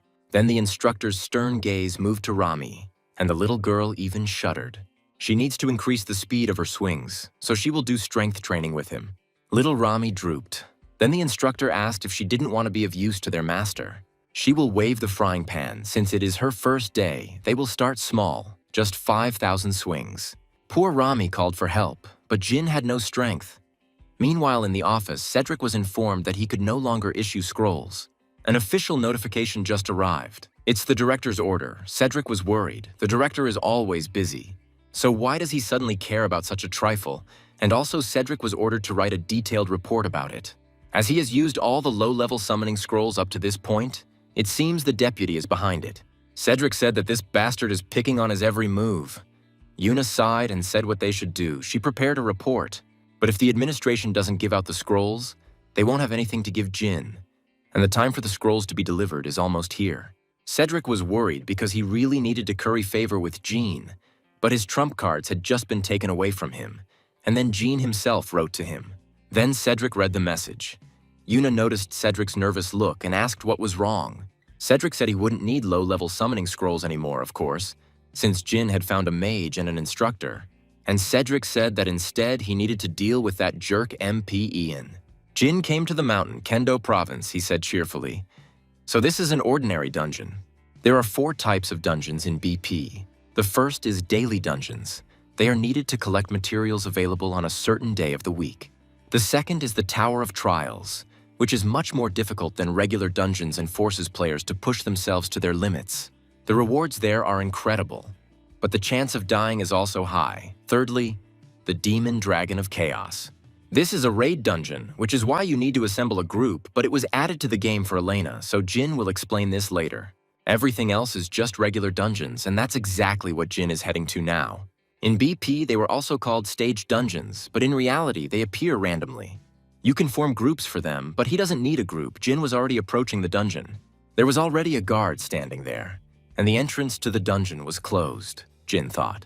If the dungeon is not cleared in time, a dungeon breakout occurs. And the monsters are breaking out. He needs to clear it out quickly, the guard said. If he wants to enter the dungeon, he needs to check his license. Jin handed over the card. The man looked at him. Then he said, "Okay, Mr. Jin passed the test, but still asks the player to be more careful." Jin just nodded in response and finally entered the dungeon. A new level began. As soon as Jin entered the dungeon, thunder was heard, and the storm was everywhere. And that's not all. This is what the enslaved dungeon looks like. There were battles everywhere. It felt like hell, but Jin called it a simple, easy dungeon with knights and monsters. The knights in the castle were shouting, "The orcs are climbing up, we need to attack them." One of them ordered to pour boiling water on them. It really did feel like hell. When Jin was playing BP, everything seemed unreal. But now, it's difficult to watch this battle live. You see these terrible monsters. You see how people die. This is a real war. Gina didn't particularly like being in this bacchanalia, but he needs to pull himself together. Just do what he always does. He created a shield and called every helper. The team had come together, and now Jin's team looked strong. and it turned out he had a new addition. Golden Fairy D rank and Mini Kong also D rank. Better tanks and healers of D rank cannot be found. As you may have guessed, the poor gorilla was removed, and in order to summon this Mini Kong, Jin ordered Rami to buff the instructor's attack speed. As Dragon prepared to cover him with fire from behind, Pocky immediately called down fire. And finally, Jin sent Mini Kong straight to the orc boss, Kong jumping straight into the thick of things. The orc dungeon clearing scheme is quite simple. You just need to defeat the giant orc at the end. And that was it. Kong was already standing in front of the boss. A huge orc attacked him. But Mini Kong wasn't alone. Rami and the instructor finally entered the game. Rami gave the instructor some strength, and the guy killed several monsters at once, without even stopping once or letting go of his sword. Jin was impressed. He thought maybe it was because of the X rank. It was on a completely different level compared to the base form. In any case, getting through this dungeon would be easier than he thought. The knights watched them and said, "They are for them, and they are incredibly strong." They even cried from happiness. Because they would be able to survive, the battle continued. Rami felt confident and began to tease the monsters, who began throwing axes at her. And this almost got Jin hurt, so he yelled at Rami not to fool around. And the witch finally gathered her mana and finished her spell. Now she can attack. Jin wasn't lying. Her Pocky Wave skill turned into a fire dragon. Paka's wave was very effective. The monsters were literally drowning in fire. And when the boss of this dungeon was distracted by this, the instructor took advantage of this and killed him. The boys cleared the dungeon. Little Rami screamed joyfully. And Paka's level and her level increased to 5 and by 2. The instructor level has also increased to 5, and the critical hit chance has increased by 1%. Rewards received: Medium Summon Scroll Jackpot. Medium Summon Scroll cost 500,000 won. So Jin decided that he needed to find the next dungeon quickly. He can simultaneously level up his pets and earn money. It's time to turn his life into an endless grind. It's great when your team does all the work for you, but Cedric's situation wasn't going well. Yuna asked, "Seriously? Where did Cedric get so much confidence to make such bets?" Cedric said wearily. "But the bastard started it himself. Let's go back a little to the meeting. It's clear from his appearance that this guy is the same Ian," he said. "He just gave advice because it seems to him. That Mr. Chairman is wasting the budget. How dare Cedric even call himself a talent development team? If they can't produce a single decent new player, none of these talents will ever make it to the national team. Is Cedric really that upset about a new record in the test dungeon? About such nonsense?" Cedric could hardly contain himself. He hated this Ian. He would gladly say everything. "What do you think of this jerk? But the players he supervises make it into the national team every year. He may be an arrogant jerk, but his skills are something to be reckoned with." And yet, Cedric isn't going to take it anymore. Cedric said Ian would tell him if a talent he was mentoring made it into the national team. Ian asked if he wanted to bet there were only 10 spots on the national team. Then they will argue about whose talent will rise higher. Cedric replied, "Shake hands." The loser publicly admits that his opponent is superior and resigns. And the penalty for resigning is 1 billion won. Yuna was now scolding Cedric. She said they only did this because she believed in Jin. He is of course incredible, but he is a simple gamer, inferior to registered players on all fronts. Cedric replied that he knew, but he believed in Jin. He was sure that if he gave him the proper support, he would. Jin will get a lot of valuable information for them. The door opened sharply and Ben shouted at Cedric. Cedric asked anxiously what happened. Ben said the chairman asked him to check on the player, who has recently been single-handedly clearing dozens of D-rank dungeons. So, this was their genie, something neither Cedric nor Yuna expected. Yuna said that a player who registered just a month ago clears D-rank dungeons in less than 5 minutes. As she was saying this, Cedric began to laugh evilly and then said, he also said that Jean is just the bomb and their ticket to the national team. The bearded man was so happy thinking like this, he knew that he could trust Jin. He knew it. His eyes did not deceive him. While Cedric was rejoicing at his future success in the office, Jin successfully completed another dungeon. In his room, Jin couldn't stop staring at his phone. He was very happy with the numbers in his account. He had earned a whole 16 million won. For 4 days, Jin went through 160 D-rank dungeons like crazy, his kids working hard. And Jin earned all this money from selling every medium summon scroll he got in those dungeons. His blood, sweat, and tears. Here our hero lied quite a bit, because it was his pets who were toiling in the sweat of their brows, and he was simply glancing at them from afar. Finally, his time had come, Jin thought. He decided that the bills needed to be split. This account is for everyday expenses, rent, utilities, food, and everything else. A little later, Jin will create a family account. This one is a savings account. He will put aside 10 million won a month for himself. Repeating the words 10 million, Jin giggled with joy as if he were in a dream.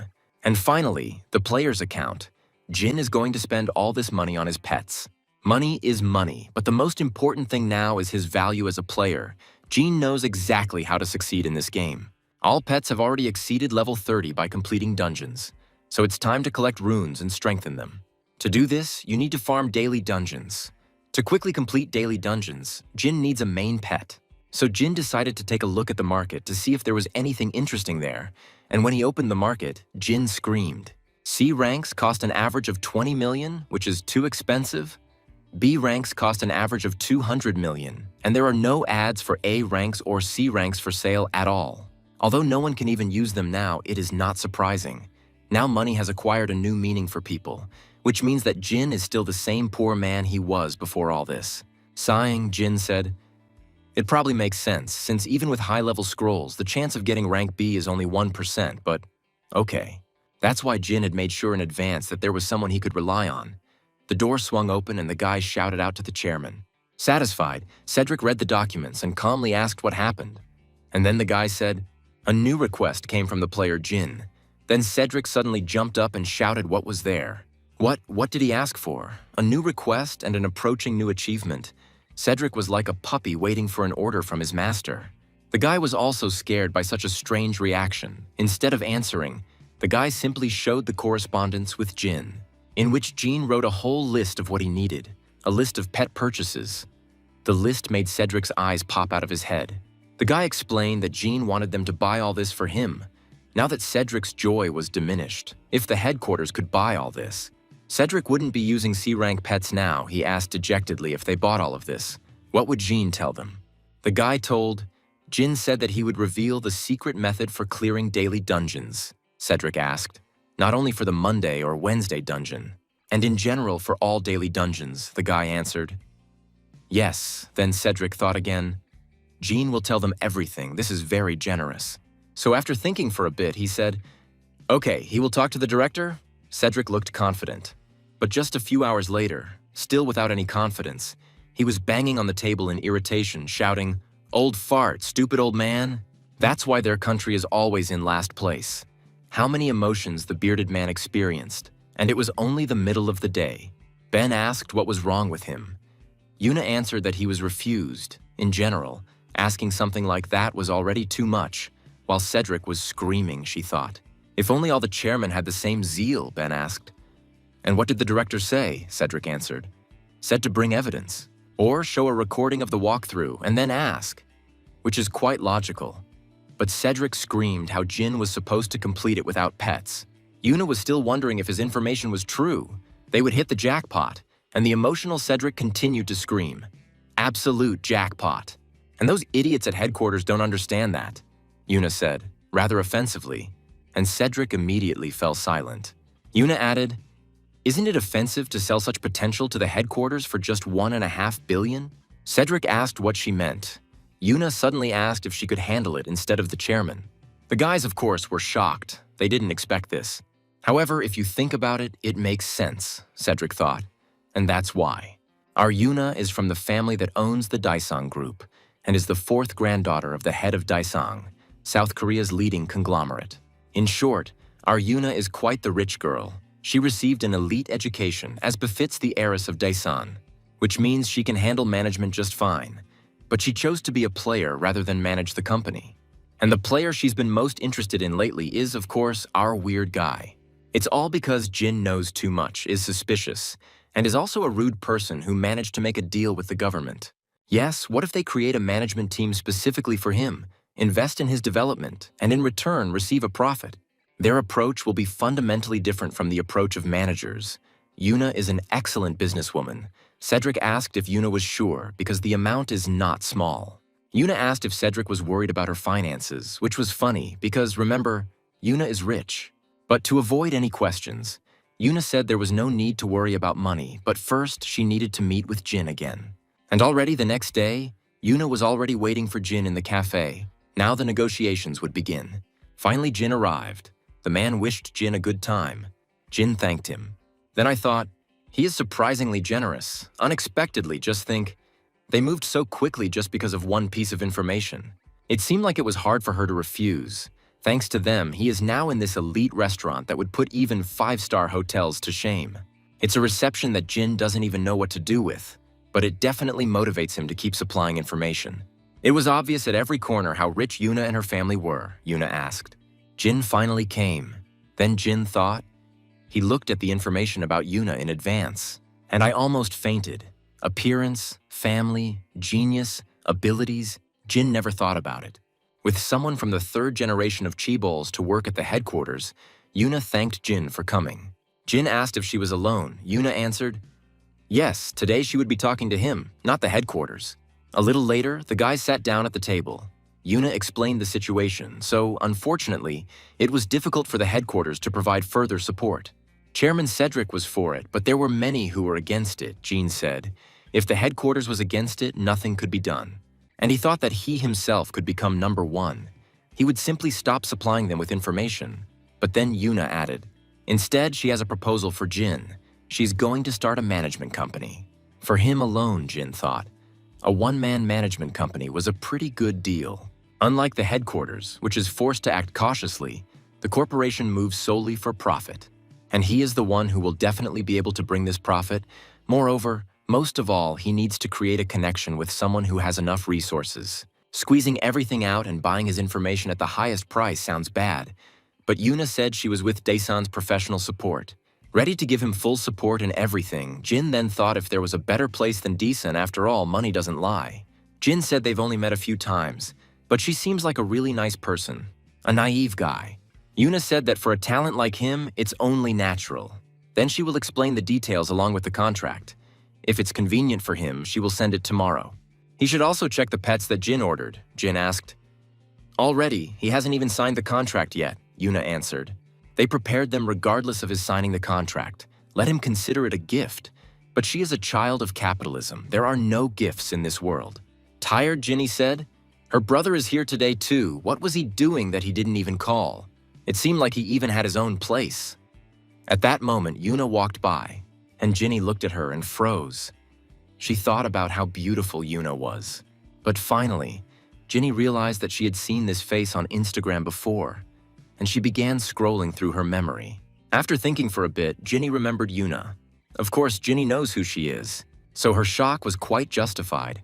Yuna didn't notice anything and continued walking towards Jin. Meanwhile, Jin and his pets were busy training. The instructor mercilessly yelled at the guys. More, they will only get stronger. If they were to give it their all, it seemed like even Jin was scared to start training.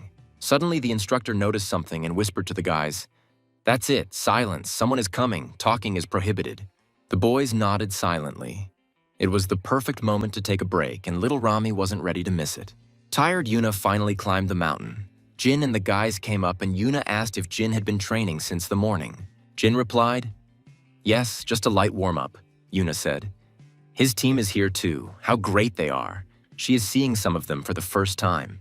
As expected from a cruel instructor, he did not allow the guys to rest, grabbed everyone and dragged them to training. Jin said this is his main squad. He will officially introduce them later, Yuna said. Well then, first she will give him a gift. A system window will appear, and Yuna's player will offer him an exchange. Jin is asked to carefully review the player's offer and supports exchanges between players as in other games. People in chats offer to exchange their pet for another, or may even add a few coins. If you deceive someone and run away, you can literally die from the curse of the system window. The game is fair and does not tolerate liars. Yuna actually managed to find all the pets that Jin had listed. She is a real professional. Jin accepted the deal. Then Jin thanked Yuna. It was really a valuable gift, Yuna replied. It was nothing. And then she took the contract out of her bag and asked if Jin was ready to get started. The name of the management company is U-Peak. It is made up of their last names. 70% of the shares will go to Jin, 25% to Yoon, and 5% to Chairman Cedric. The chairman will remain at headquarters to continue to help them from within. Yuna also plans to hire Ben and Ten as employees, Jin said, but they are from headquarters. Yuna replied, they quit this morning. She told them that she would triple their current salary. Jin read the contract and asked. He was grateful, of course, but 70%. She was sure that it suited her. Yuna replied that this was her way of placing a bet. She would take a solid 25%, and in exchange, she would have the opportunity to increase the value of those 25%, Yuna thought. Besides, voting rights weren't that important in a company for one person. The most important thing is her relationship with Jin. Now is the time to put aside greed and strengthen their connection. This is her main task. Jin put the seal. Now the contract is concluded, Jin said. Then it is in the hands of the headmistress Yuna, and Yuna replied, it's finished. While the boys were talking, the instructor noticed movement in the bushes and immediately flew in there. Yuna was just about to ask what he was doing, when suddenly they heard screams and creaking sounds. A minute later, the instructor came out, grabbing Ginny and her dark elf. The instructor has the auto-hunt skill, so he doesn't hesitate in such cases. It seemed like Jin had a lot of explaining to do to his sister. Jin asked in confusion what Ginny was doing here. A little later, when Yuna had already left, Jin decided to talk to his sister. As it turned out, Ginny recognized Yuna and decided to follow her, so she overheard their conversation. Which Jin didn't like at all, but Jinna said that she was just curious, so she came. She didn't follow. However, Jin insisted, this is what is called tracking, to which Genie could not answer anything. It got worse. She was given a status effect, a truth bomb, and then Jin asked, and when I came here, I saw him and decided to secretly watch. Ginny shouted, yes, that's right. There is no way that brother could be acquainted with Yuna, Ginny screamed. She was very excited. She couldn't believe what she saw, so she continued screaming about what her brother had done and how he had ended up next to her. Then Jin thought that it was all a bit too confusing. There was a clause about family in the contract, so they would have met sooner or later anyway. Yuna said she was just about to meet his family, so it all worked out quite well. Ginny was delighted that Yuna herself wanted to meet her. But not now, and just like that, Yuna left, leaving Ginny to cry in front of her brother, so Jin decided to explain everything. Ginny said that her brother used to be quite a famous gamer, and recently broke the record in a low-level dungeon. So I returned to headquarters and met Yuna. Jin replied, yes, he was probably unhappy that his sister found out about everything so early. Although Jin didn't reveal all his cards, Ginny thought for a moment and asked, but didn't brother play some mobile game for a long time before that? Jin shuddered. Then he lied. No, it's a completely different game. He played BP for about a year, so Ginny still doesn't know that he is the very popular player that everyone is looking for. But it was enough to impress Ginny. She said that even a year is a long time for such a crappy game.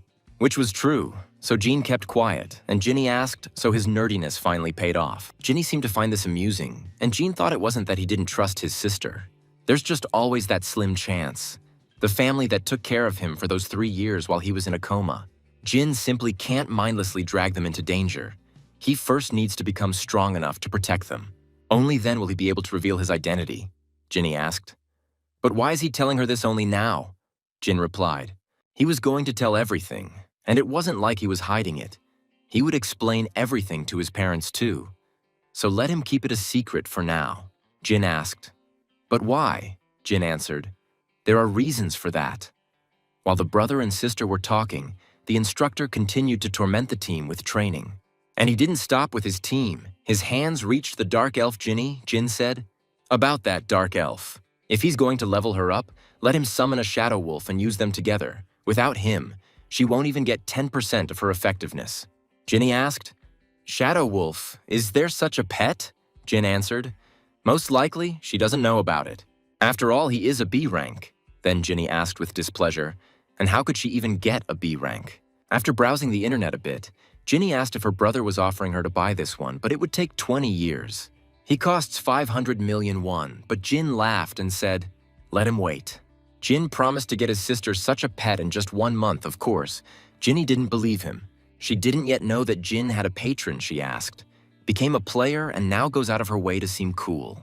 Ginny told her brother not to worry about it. She would save up and buy the wolf herself. But Jin warned her not to burst into tears of happiness when she received the shadow wolf. Jin told his people that they had enough training for today, and the instructor finally managed to get the elf Ginny to train.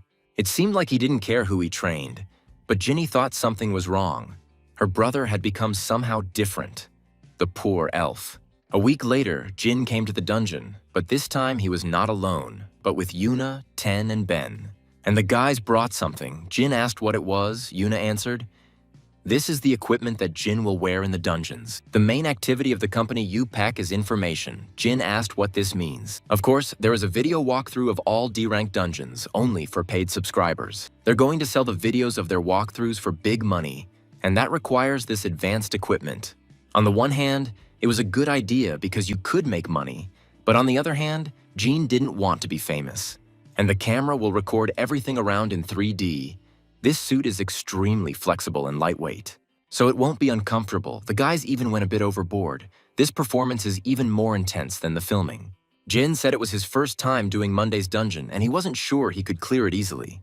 "Is it okay?" Jin asked. Yuna answered, "Yes, they will just edit the best moments anyway." "Looks like Jin will have to pretend to be ignorant since he's being filmed now," Jin said to Yuna before going in. "It's okay if he breaks the national record right after entering?" Yuna shuddered a little and said yes. And then I thought, he just said that he's not sure he can get through it quickly? It's a joke, right? Yes, maybe the contract for $500 million is putting too much pressure on him. So she said, "Don't worry, everything is fine. Let him play calmly, like in the old gaming days." Jin thought the national record for Monday's dungeon was about 7 minutes, which meant he should be able to beat it pretty easily. He entered the dungeon and saw a deserted valley, another battlefield, Monday's dungeon. The only dungeon with special rules, where the time taken to complete it directly affects your rating. As in most games, attack power runes are extremely important in P, because without them it will be extremely difficult. It's not for nothing that they are called universal. This is a defensive dungeon, usually requiring 30 minutes of fighting off waves of undead. But the time it takes to complete the game still matters, and Korea isn't even in the rankings right now. Even though this dungeon is called a defensive dungeon, if you defeat the final boss, the Lich, everything will end instantly. Therefore, the standard tactic is to go straight to the boss. Jin already has a plan, and the equipment is working fine. This means you can start the battle. The system suggested creating 3 squads, but the player can only create up to 3 squads. Jin was confident in his abilities, because he had already set them up for PvE, PvP, and daily dungeons. First, Jin called the instructor as well as the battle sheriff, who was a C rank, and with them, of course, Kong, also a C rank. They are like a squad for battles. The second squad was a little calmer. It included a C rank priestess and a D rank golden fairy. A system window appeared, warning Gina that the evil Lich's undead legion was rising. Jin was offered to simply hold back all the evil until help arrived. The countdown began. In the very first second, the Lich sent his skeletons into battle. But Kong is not one to be scared. He began to drum on his chest as a sign of strength. As expected, Kong simply grabbed the undead and turned their skulls into sand. Then Jin told his team to attack the boss. While Kong was attacking the small fry, the undead, Jin ordered the main team to attack the Lich, who was flying menacingly above the ground. Jin said that first we need to climb to the hill. The instructor listened to him and nodded in response, which was quite expected. As soon as they found themselves in the dungeon, the instructor bit his tongue during the mission. And all because the instructor understood perfectly well that they were being recorded by a camera, so he was not allowed to talk. The guys got here in 2 minutes, with small mobs following them. The team is coping easily, Jin, I remember, said that the instructor is not particularly strong in combat. It seems he should apologize. After all, the instructor shows himself from the best side, especially Kong, who screamingly destroys all the monsters, simply throwing their own skulls at them. The sight of Kong throwing skulls, killing everyone in his path, made Jin think that Kong and the instructor were doing a great job. How glad he is that they are for him and not against him. And now they are at the same height as the Lich. Then Jin told the battle sheriff to get ready. The battle sheriff had a long range, and excellent accuracy. But the damage is so pathetic that almost no one uses this character. The sheriff can shoot directly at the target, and even then the monster won't get a scratch. Players asked. The sheriff turned on auto battle for 32 hours and didn't even notice. But in a low-level Monday dungeon, they're a real lifesaver because the Lich doesn't have much health. Jin's vast experience has once again helped him out. He knows exactly where to place such losers so that they can show their best side. Also, Jin knows how to form pairs to strengthen forces. Jin asked the sheriff not to shoot yet, and he asked the priestess to use the radiance and blessing. The effect of the blessing is very simple. It removes the dark shield from Lith, a skill that gives immunity to ranged attacks.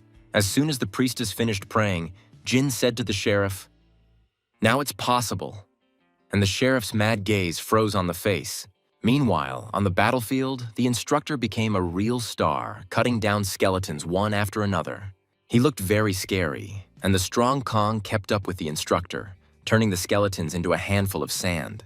These two protected Jin and the others from the undead so that they could quickly kill the Lich. But the poor guys got it too. But as soon as the monsters injured Kong and the instructor, the Golden Fairy and the priestess immediately healed them. Despite the menacing and even frightening appearance of the battle sheriff, the bullets flew off the Lich as if he had been bitten by a mosquito. Jean wasn't kidding about the damage, and indeed the sheriff's damage looks pathetic compared to the others, although his health is definitely depleting little by little. Normally, due to weak runes and low levels, this would take a long time, but Jin's team has already been fighting for about 4 minutes. That's why everyone considers it useless and rarely uses it. However, this only applies to ordinary players. One of the monsters got out and attacked Jin. Kong, of course, noticed this, but a bunch of monsters pounced on him, holding him down, and even so, there was no sign of excitement on Jin's face, and the monster was unable to get closer to Jin. Of course, Jin wasn't worried, because he had an instructor, Hank, who was as loyal and strong as always. It is Hank who will help Jin become the first in this game. Hank's unique ability helps to unlock the potential of each of Jin's pets. And if you choose the right runes and skills, even a top-tier Lich will vanish in one bullet. Despite the battle sheriff's weak strength, this Lich was defeated after yet another blow. That's how Jin completed Monday's dungeons, of course. He broke the South Korean record, which was easy, and received a special achievement. Ten said he couldn't believe Jin had actually managed to break the Monday dungeon record. But Yuna said it was all somehow strange. It had only been a week since she had given him these pets. Even if he hadn't broken the record, she would still have supported him. Ben agreed and asked if Jin was really going to break all the records in the daily dungeons. He's saying that of course it's cool that Jin broke the record in Tuesday's dungeon, but Jin never explained it. How are the others going to proceed?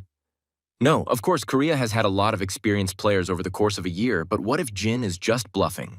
Of course, Ben's suspicions are justified. Anyone would suspect something was wrong if a guy showed up who was breaking one record after another.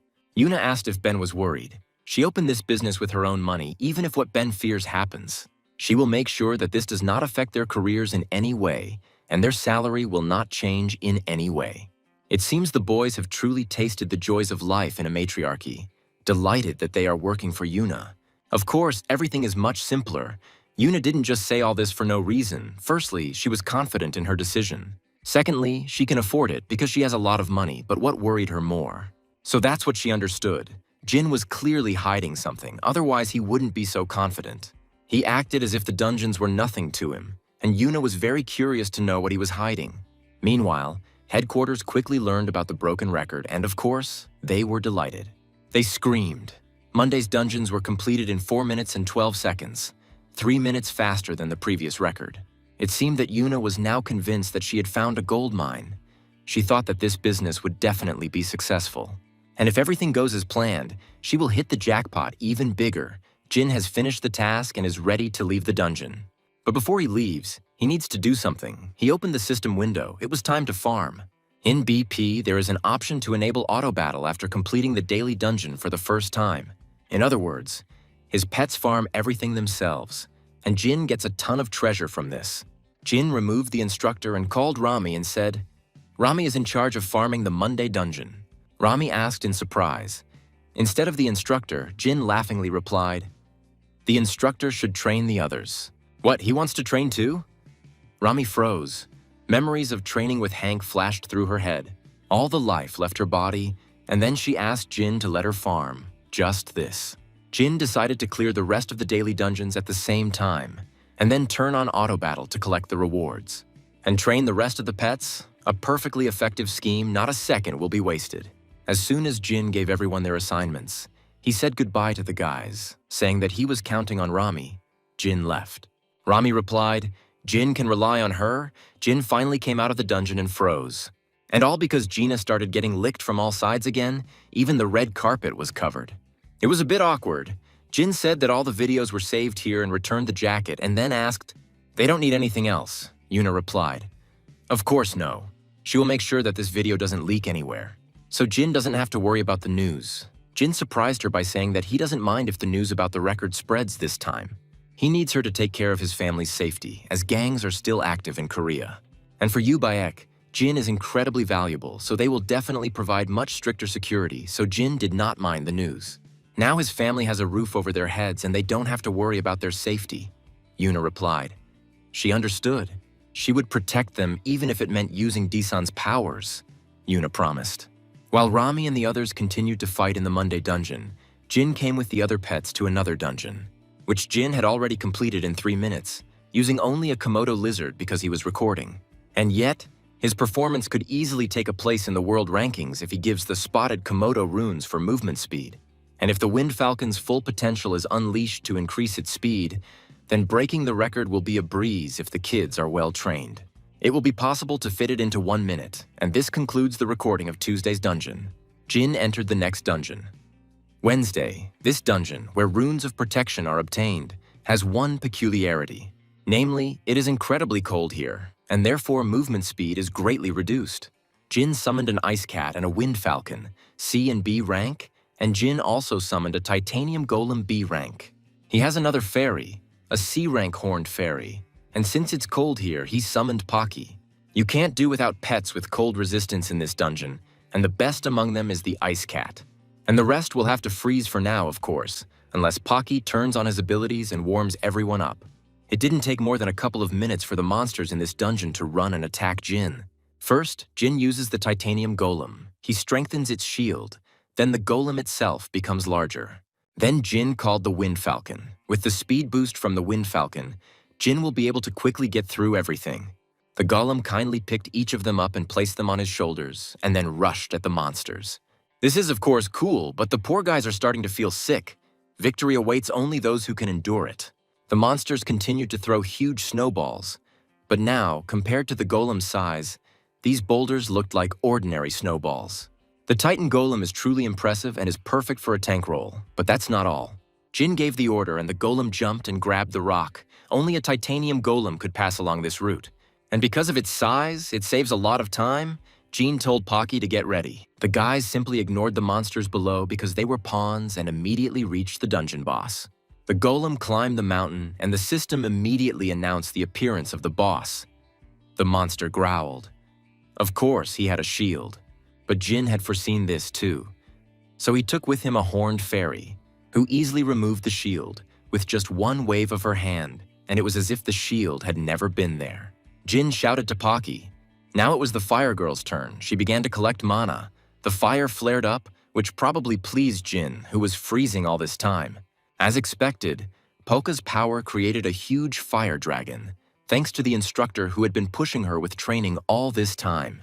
And just like that, Pocky was able to incinerate the dungeon monster, and Jin completed the dungeon in 4 minutes. Of course, this was another national record. Jin decided to see what he got for completing this dungeon. But his stomach decided it was time to show itself. Gina felt a little seasick, nothing serious. And then news came out about Jin's incredible dungeon runs, and from that moment on, Jin became very popular. All of South Korea started talking about him. Everyone was interested in who this Jin was, where he came from, and why so suddenly. Everyone was talking about Jin. News about him was everywhere. The new player Jin broke the records of daily dungeons. And now it was time for regrets for the director of staff. The assistant asked if it was not him that Chairman Cedric was talking about. The same one who promised information in exchange for the summoning scrolls, the director asked. The one that Chairman Ian objected to. The assistant said. Then Ian said he wouldn't give the money until he got the information first. The director sighed and said, "But it looks like that information was true." The assistant replied, "It looks like it." Then the director remembered their argument and what a wimp he had been. But at the time, what Chairman Ian had said seemed right. But in politics, only the result is always important. And now they occupy a confident first place. Now the director thought that if they had supported Jin back then, they would now have received not only public recognition, but also many more votes. It seemed that Ian had really lost his grip on the opportunity that was coming his way, and the director was disappointed. But it was too early to give up, the director decided. So he told the secretary to try to contact this player again. The secretary was surprised by such an order. He asked again whether the director should contact Jin directly. The director replied, yes, they thought that Jin was just a dud, but that was clearly not the case. They needed to get him at any cost. And while Cedric was rejoicing and shouting about his victory to Yuna on the phone, Jin was already in another dungeon. The Accomplice and Wednesday dungeons drop runes, and the Tuesday dungeon drops a reforging potion.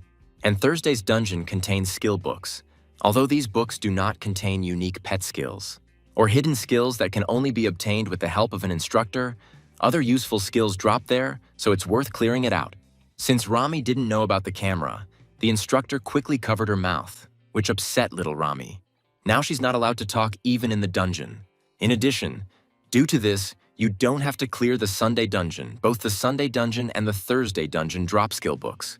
And the Sunday dungeon didn't want to see Jin anymore, and the Thursday dungeon was much simpler. Jin hadn't even warmed up, so he suggested practicing. Rami, in Thor's form, didn't even mind, as it meant they didn't have to grind endlessly, so they decided to rest on Sundays. So why is Thursday's dungeon considered so easy? Because right when you enter, there is a boss. They call it a boss rush. This boss has incredibly high defense, so you need to use a B-rank White Wolf with a defense-reducing skill. Although Gene has a different plan, he has gathered his entire team, our usual guys. Of course, with the addition of a couple of newcomers, namely the Ice Falcon and our new favorite. After all, you can simply kill this boss if, of course, the DPS allows it. Jin also did not forget about his own safety. So many people died just because they didn't turn on their shields. You can't even put a video walkthrough like that up for sale. He'll literally steamroller monsters with his pumped-up pets. Today's recipe is a crispy fried earth golem. Jin can already imagine a flood of hate comments if he posts this video, so he'll just stick to his standard tactics. Cut down his defense with the White Wolf and then finish him off with burst damage. Good old standard tactic. It's not that Jin doesn't have any tips on how to beat the record. You just need to hit the golem's weak spot, its head, which has a cute flower on it. So Jin uses a titanium golem, 2 huge golems. The battle will be between these two. Of course, Jin won't fight just the golem. He summoned a mage and an instructor. He prompted them, saying that they should aim for the head, and the Titan attacked the golem, distracting its attention. And in just a couple of minutes, the instructor, like Levi, cut the golem's hand, and not once, but several times. And after these cuts, smoke appeared, and as we know, there is no smoke without fire. It's Arpaka's turn. The little one has already achieved incredible success in her skills. Her fire dragon simply destroyed the earth golem as Jin expected, and the boss was defeated quite quickly. Jin completed the dungeon. The time it took to complete it was 5 minutes, that's it. Jin beat the Korean record by a whole minute. The instructor is definitely MBA, but Jin still has no intention of using him to farm the final dungeon. After all, even one well-trained dragon mage is enough there. With her help, even top-tier dungeons can be completed in seconds. Taking into account the entrance and exit, Jin thinks the cleanup took about 10 seconds. So Jin decided it wouldn't hurt to go through this dungeon again after some time. Jin finally came out of the dungeon, and the guys were already waiting for him there. They turned to him, and they asked if he was by any chance a player named Jin. And when Jin answered yes, they took out their business card. Having said that they had come from headquarters on the director's orders, Jin asked clearly something had happened. Jin thought that the issue with the headquarters was already closed, but then they showed up, the guy said. They looked at his previous proposal, and since Jin has shown such results, they are ready to consider it. But Jin interrupted the guy and said that as for that offer, they could forget about it. Of course, the staff at such a top headquarters didn't expect a refusal. They were apparently used to the enthusiastic shouts. But Jin had already made up his mind, because Yuna had decided to trust him even before his popularity skyrocketed. They only say that they have considered his proposal, but it is all just a pretty wrapper. They are the complete opposite of Yuna. And that's why Jin got pouty and said he was already working with a company, and if they wanted to say anything, they could contact Yuna from UPEC. Jin didn't even listen to the guys until the end. He immediately said goodbye to them and left, and the guy asked UPEC again in surprise. Since he was new, he asked the senior what kind of company UPEC was, but the senior remained silent. That's why the guy said Jin was talking about Yuna, the one from Disan. The elder didn't answer his questions. He just said they would sort it out as soon as they got back. He felt uneasy because he felt it, as if they were missing something very important, and he wasn't wrong. Cedric continued to bombard Jin with strange messages, so Jin left the chat. Jin went out onto the roof. Friday's dungeon is different from the others, if in others. You could simply summon pets and order them to kill monsters. But here, you need to run through the dungeon yourself to complete it. Our hero isn't as athletic as he might seem. so Jin decided it was time for him to start training too. Jin summoned a B-rank heavenly liver. It was quite large and a beautiful heavenly color befitting its name. Then Jin looked down. The shield wouldn't let Jin die from the fall, but it was still scary. Despite his fear, Jin called Sky and told the little girl to fly to the Eastern Sea, a scene straight out of How to Train Your Dragon. At first, Jin couldn't open his eyes out of fear, but as soon as he did, he realized how cool it was. It turned out to be much more fun than Jin thought. He was happy like a little child and told Sky to fly forward. They quickly flew to the coast, where the instructor and Pocky were already waiting for him. This time, Hank would be tormenting his owner, not the pets. But Hank remains a loyal puppy, so he screamed. The speed of learning to fly is just amazing, as expected. Gene is great, Gene answered awkwardly. Not that much, but Hank insisted on his own. And then Pocky added, "It's true, even they had a hard time flying the wyverns at first. As we can see, Jin's main team suffered from the trip." Gene thought, "Come to think of it, Hank and Pocky once rode wyverns and dolphins in BP." Pocky continued to praise Jin, speaking as expected of the god Jin, their master. Then Jin thanked her. Discrimination. Poor little Hank was upset because Jin didn't thank him. Jin asked, in any case, "Next they have training on sky dolphins, right?" Pocky answered that everything was correct, and then Jin said that since the guys had plenty of experience in this, he would count on them. The boys were happy that their master was relying on them. And so, a few days later, Jin entered the Friday dungeon. Jin summoned the Wind Falcon, and the system announced that the player's run would begin in 10 seconds. You need to get to your destination as quickly as possible, by the way. This is where Jin received the title of God of Cleansing. Jin asked the Falcon to give him a speed buff. The countdown ended, and Jin rushed forward. Of course, there were some obstacles after all. These are dungeons and not a school marathon, and rocks were flying at Jin at high speed. Jin managed to run easily, dodging the rocks. Another obstacle appeared on the way. Doing all this himself, Jin realized something. It's much more interesting than just controlling your character by clicking on the phone screen. Jin really enjoyed the game and did a great job of clearing the dungeon. Well, it's time to go to the first hidden route. Jin jumped into the sea at full speed. Jin flew and summoned a sky dolphin, and a baby dolphin immediately jumped out of the water. He picked up Jin, and they dove into the water together. Using the dolphin to swim underwater, Jin was able to avoid all the obstacles above. However, Jin didn't swim with the dolphin for very long. The dolphin jumped out of the water, and then Jin summoned a heavenly wyvern. Jin jumped off the dolphin's back and landed on the wyvern's back. It was time to fly a little. All that was left was to fly past the last obstacles, which did not cause Vivierna any difficulty. And ahead was the finish line. John and the baby quickly flew towards it. They managed to get through the dungeon without any particular difficulties. The system congratulated Jin on breaking the Korean record and presented him with a special achievement. After clearing Friday's dungeon, Jin went to Saturday's dungeon where he rode a dinosaur, the guy living someone's dream. All the monsters in this dungeon were destroyed. Jin cleared it in 3 minutes and 40 seconds. And after this dungeon, Jin went to the Sunday dungeon, which was also cleared in an instant. Jin and the guys quickly defeated the Absolute Master and cleared the dungeon. Little Rami was a little tired and said it was hard, but the instructor said that their training had paid off. Jin praised the guys for their work, while the system congratulated him on breaking the South Korean national record. Finally, Jin caught up with the top guys. The cleanup time was 14 minutes, which was longer than the previous cleanups. If Jin continues to farm dungeons, the time it takes to clear them will become even shorter. He will simply farm once a day. Until he can start clearing medium dungeons, he will need to clear a high-level dungeon at least once and acquire runes and skills. And only then would Jin be able to at least look at the testing tower. Jin wondered if 2 pets would be enough for him. Leaving aside the high-level summoning scrolls, what was Jin supposed to do with all those rewards? Meanwhile, a pleasant atmosphere reigned in Yu-By-X's office. Yuna read the news about Jin and how everyone admired him, and thought that the whole world was going crazy about Jin right now. However, this is not surprising. Because Jin broke all records in just a week, Yuna called Ben and asked how the editing was going. Then Ben answered absent-mindedly. He had just finished it, but then Ten asked, "What, something was wrong?" Ben replied, "Not really. It's just that he could hardly believe his eyes while editing the video."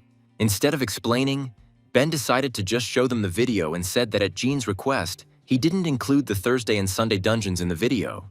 The guys started watching the video, Now they understand what Ben was talking about. He sees such a picture in reality. It's very strange.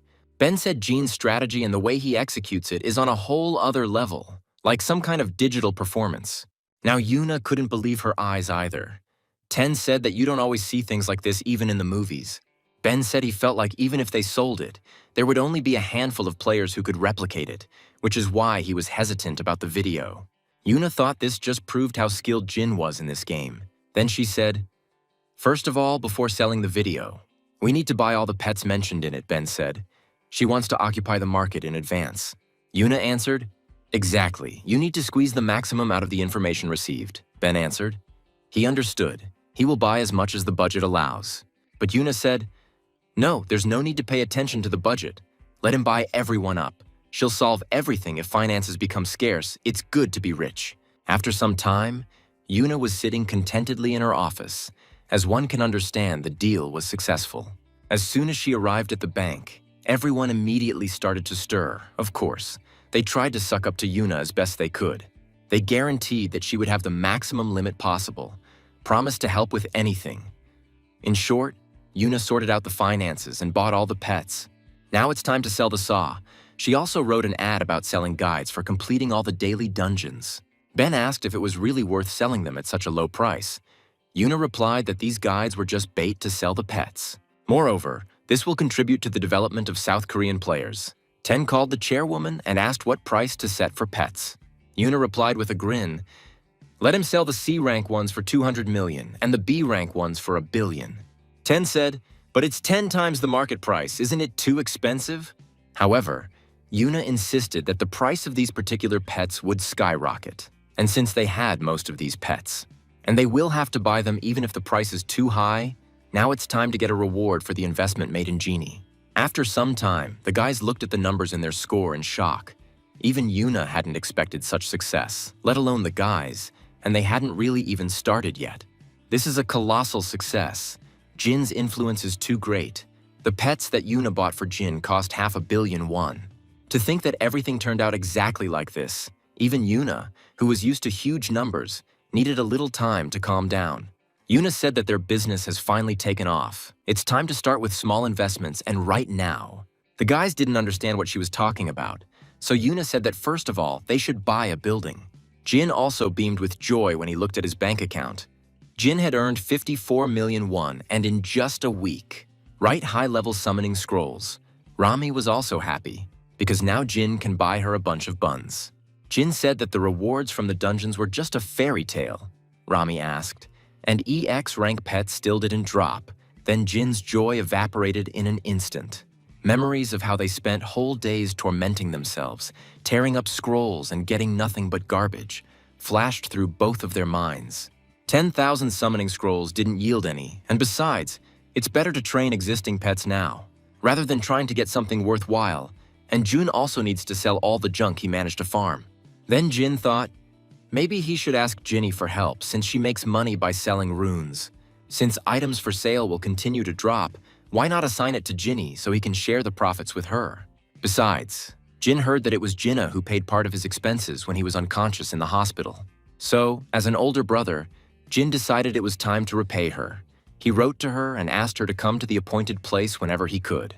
The girls were chatting in a cafe. They were talking about their boyfriends, their pets, and so on. Jinny was with them.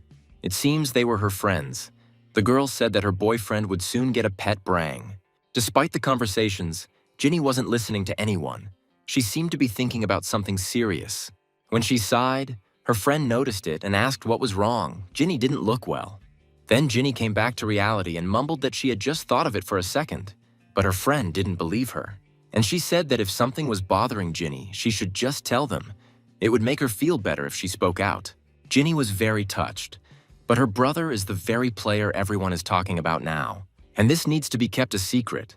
How can she tell them that her brother has already opened a company selling information? He probably has his reasons for hiding everything, but it's still very annoying. After all, every time her worried parents ask her what her brother is doing now, they haven't heard anything about him for a long time. She has to hide all the information, all his successes. She lied that she didn't know anything. And of course, it was very difficult. She can't even hint to her mom and dad about it, let alone her friends. And that's when a message from her brother arrived. When Ginny read it, she thought he wanted to tell her something, that she would finally be able to free herself from this secret. And in her joy, Ginny jumped up from her seat. Of course, such an opportunity could not be missed. She apologized and said that she thought it was time to go. Of course, the girls were surprised at how Ginny suddenly left, Ginny's friend said. They were going to have dinner together today, but Ginny said, "Her brother called her?" The girls asked if he was the one who had just come out of the coma. Was he okay? Ginny finally shouted out, yes, he would tell her everything later. Having promised to treat the girls next time, Ginny ran away, and when she came to meet her brother, she froze in place. And all because she caught the training that the instructor was conducting. Each of Jin's pets was training diligently. Ginny noticed the instructor she had disliked because of the last time he had tortured her shadow elf. Hank noticed her too, since Ginny was here. That meant the training had to be done silently. At that moment, Jean called out to Ginny, who turned around to ask what was going on. But she couldn't ask, because a very strange picture appeared before her. Her nerd brother, who was always like a board and couldn't even pick up a phone, became a muscle man. Ginny wondered what that meant. Had he always had a body like that? He had just come from the hospital where he had been on an IV. Jean asked what she wanted to ask. Then Jeannie pointed to this mess and asked what it meant, where these pets were from. Of course, Jin didn't understand her confusion, so he asked what was wrong with them, and Ginny responded with a slightly irritated expression. Their market price has recently skyrocketed, with C ranks costing 200 million and B ranks costing 1 billion, and they are very difficult to obtain, and there aren't many left. But then she wondered where he got such rare pets from. They say they were the same kind that Yu Peck sold. And then it dawned on her, of course, she didn't know that Yuna had sold them out when she realized that because of the video, these pets would become popular. But now she understood who was behind this company. And yet she couldn't believe it. So I asked if it was my brother with these pets who broke the daily dungeon record. Jin calmly replied, yes. Ginny asked where he got them all from and why he was so calm. Then Jin asked, she remembers Yuna. Ginny is like a real fan. With shining eyes, she answered, of course she remembers, Jin said. She gave them to him, and Ginny's sharply shining eyes disappeared. She shouted, gave it to me. Just like that, they are damn expensive, even before the hype, don't they belong to the company? Jin answered calmly again. Yes, Yuna said it was a gift. Ginny couldn't believe what she heard. She muttered to herself how much they cost. And what kind of relationship do they have if she gives him such gifts, Jin said. In any case, she came quickly. Finally, Ginny pulled herself together and asked, exactly why did he call her? Jin asked if she was still selling runes. Ginny answered, yes, she just sold something yesterday, but what? Jin took out all his stuff and said, these are rewards for completing dungeons. Maybe Ginny should take a look. Ginny replied that it was a speed rune, but it had few stats. This cleavage rune had a critical chance. This rarely happens. It can be sold for a very high price. Ginny was looking at the runes with interest, and Jin, watching her, was thinking, Ginny sells runes every day, so she knows so much and has a pretty good eye. She even remembers the effects of low drop rate runes and the value of skill books. And she also instantly identifies materials, and she also immediately recognized his pets. She probably never leaves the market. Ginny was completely carried away. Jean tore her away, calling her. He said that he would give it all to her, and he asked if she would try to sell them. Ginny asked if Jin wanted her to do that. Jin nodded, and then Ginny wondered if she was sure she could sell them for a good price, at least no worse than others. Ginny is already well known in the markets. She has already demonstrated her business acumen more than once. Even as a child, in all her games, trading was always more interesting to Ginny than any hunting. But if you sell all of this, you won't need to farm runes anymore, although Ginny thought maybe it would be better to just focus on sales. She only started farming because she needed things to sell. She really liked selling, and Jin knew it. But there was something that was bothering her. So Ginny asked a little awkwardly what percentage she would get from the sales. She also needs to think about the future. A couple of times she can do everything for free, but not all the time, Ginny thought. Then Jean asked how much she wanted. Ginny replied that large wholesalers usually take it, from very much to 10%. But since it's a brother, Ginny raised her hand and said, she will take only 5%, and asked Jin how this was. Then Jin nodded, and he asked what it meant, 5% between them. Ginny shuddered. It seemed she was worried. She was probably worried that she had asked for too much, so she kept silent. Then Jin said, between them, it would be better to have 20%. He would give her the whole 20%. so let him try to sell them as profitably as possible. Ginny didn't expect such an outcome. She began to look at Jin as her guardian angel. Ginny asked if he would give her so much. Jin replied, he would bring her more runes later, so let her get ready for work, Ginny shouted then. So Jin wanted her to do this on a permanent basis, which was great news for Ginny. She thought that selling all these items with a 20% commission would mean she wouldn't have to farm runes anymore. Ginny was so happy about this that she even burst into tears. Jin noticed this, but did not focus on it. And Ginny was so happy that now she could become a professional trader. Having entrusted Ginny with selling all the rewards from the dungeon, Jin took Pocky's leveling up seriously. Although Pocky looked harmless, it was just a facade. Pocky's punch was incredibly powerful. Pocky is a strong damage dealer, a must-have for any strong player. Jin was pleased with the result.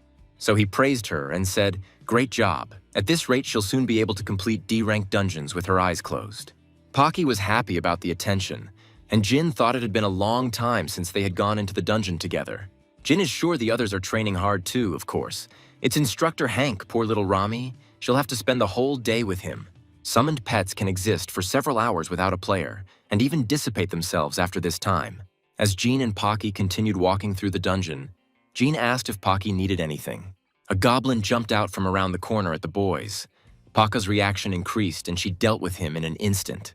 And as if nothing had happened, she asked again what she wanted.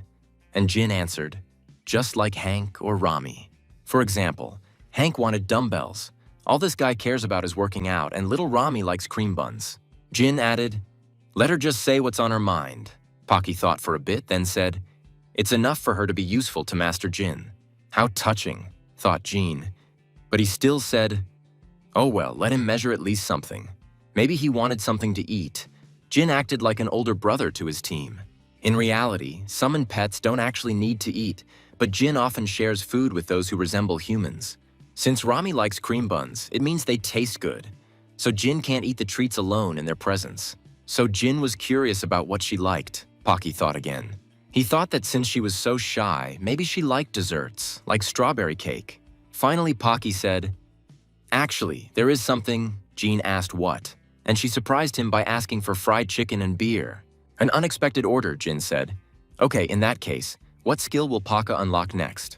Pocky replied, the secret stage of Dragon Art connection. This skill was discovered by Hank. Jin asked, then what about a special day off when he mastered this skill, which made little Pocky happy? And Jin added that they would throw a party for everyone that day with fried chicken and beer. Pocky replied that she would work hard for this weekend. That's when Jin realized she was more excited about the break than the chicken, and he began to worry that he was pushing her too hard. But she gained motivation, and in the meantime, the office guys came to the plot of land. It seems Yuna decided not to just buy a building, but to build it from scratch. Ben asked how the lady found such a place. Yuna replied that she drank it from her grandfather. The headquarters of Ubaek will be built here. There will be an office here, and there will be a dormitory and apartments for the staff, and Yuna will build a bunker under each building. She remembered Jin's request to take care of his family. She needed to keep her promise. And since Jin loves open spaces, this place is perfect for training. Yuna asked if Ben had found the pet she had asked for. Ben replied, yes, the shadow wolf that Yuna had asked him to find. But why him, Ben asked. The cute dog was a gift. He was the one Jin recommended to his sister. Yuna replied that she was going to give it to someone. It seemed like it was time to meet Jin's family. Meanwhile, as Ginny promised, she treated her friends.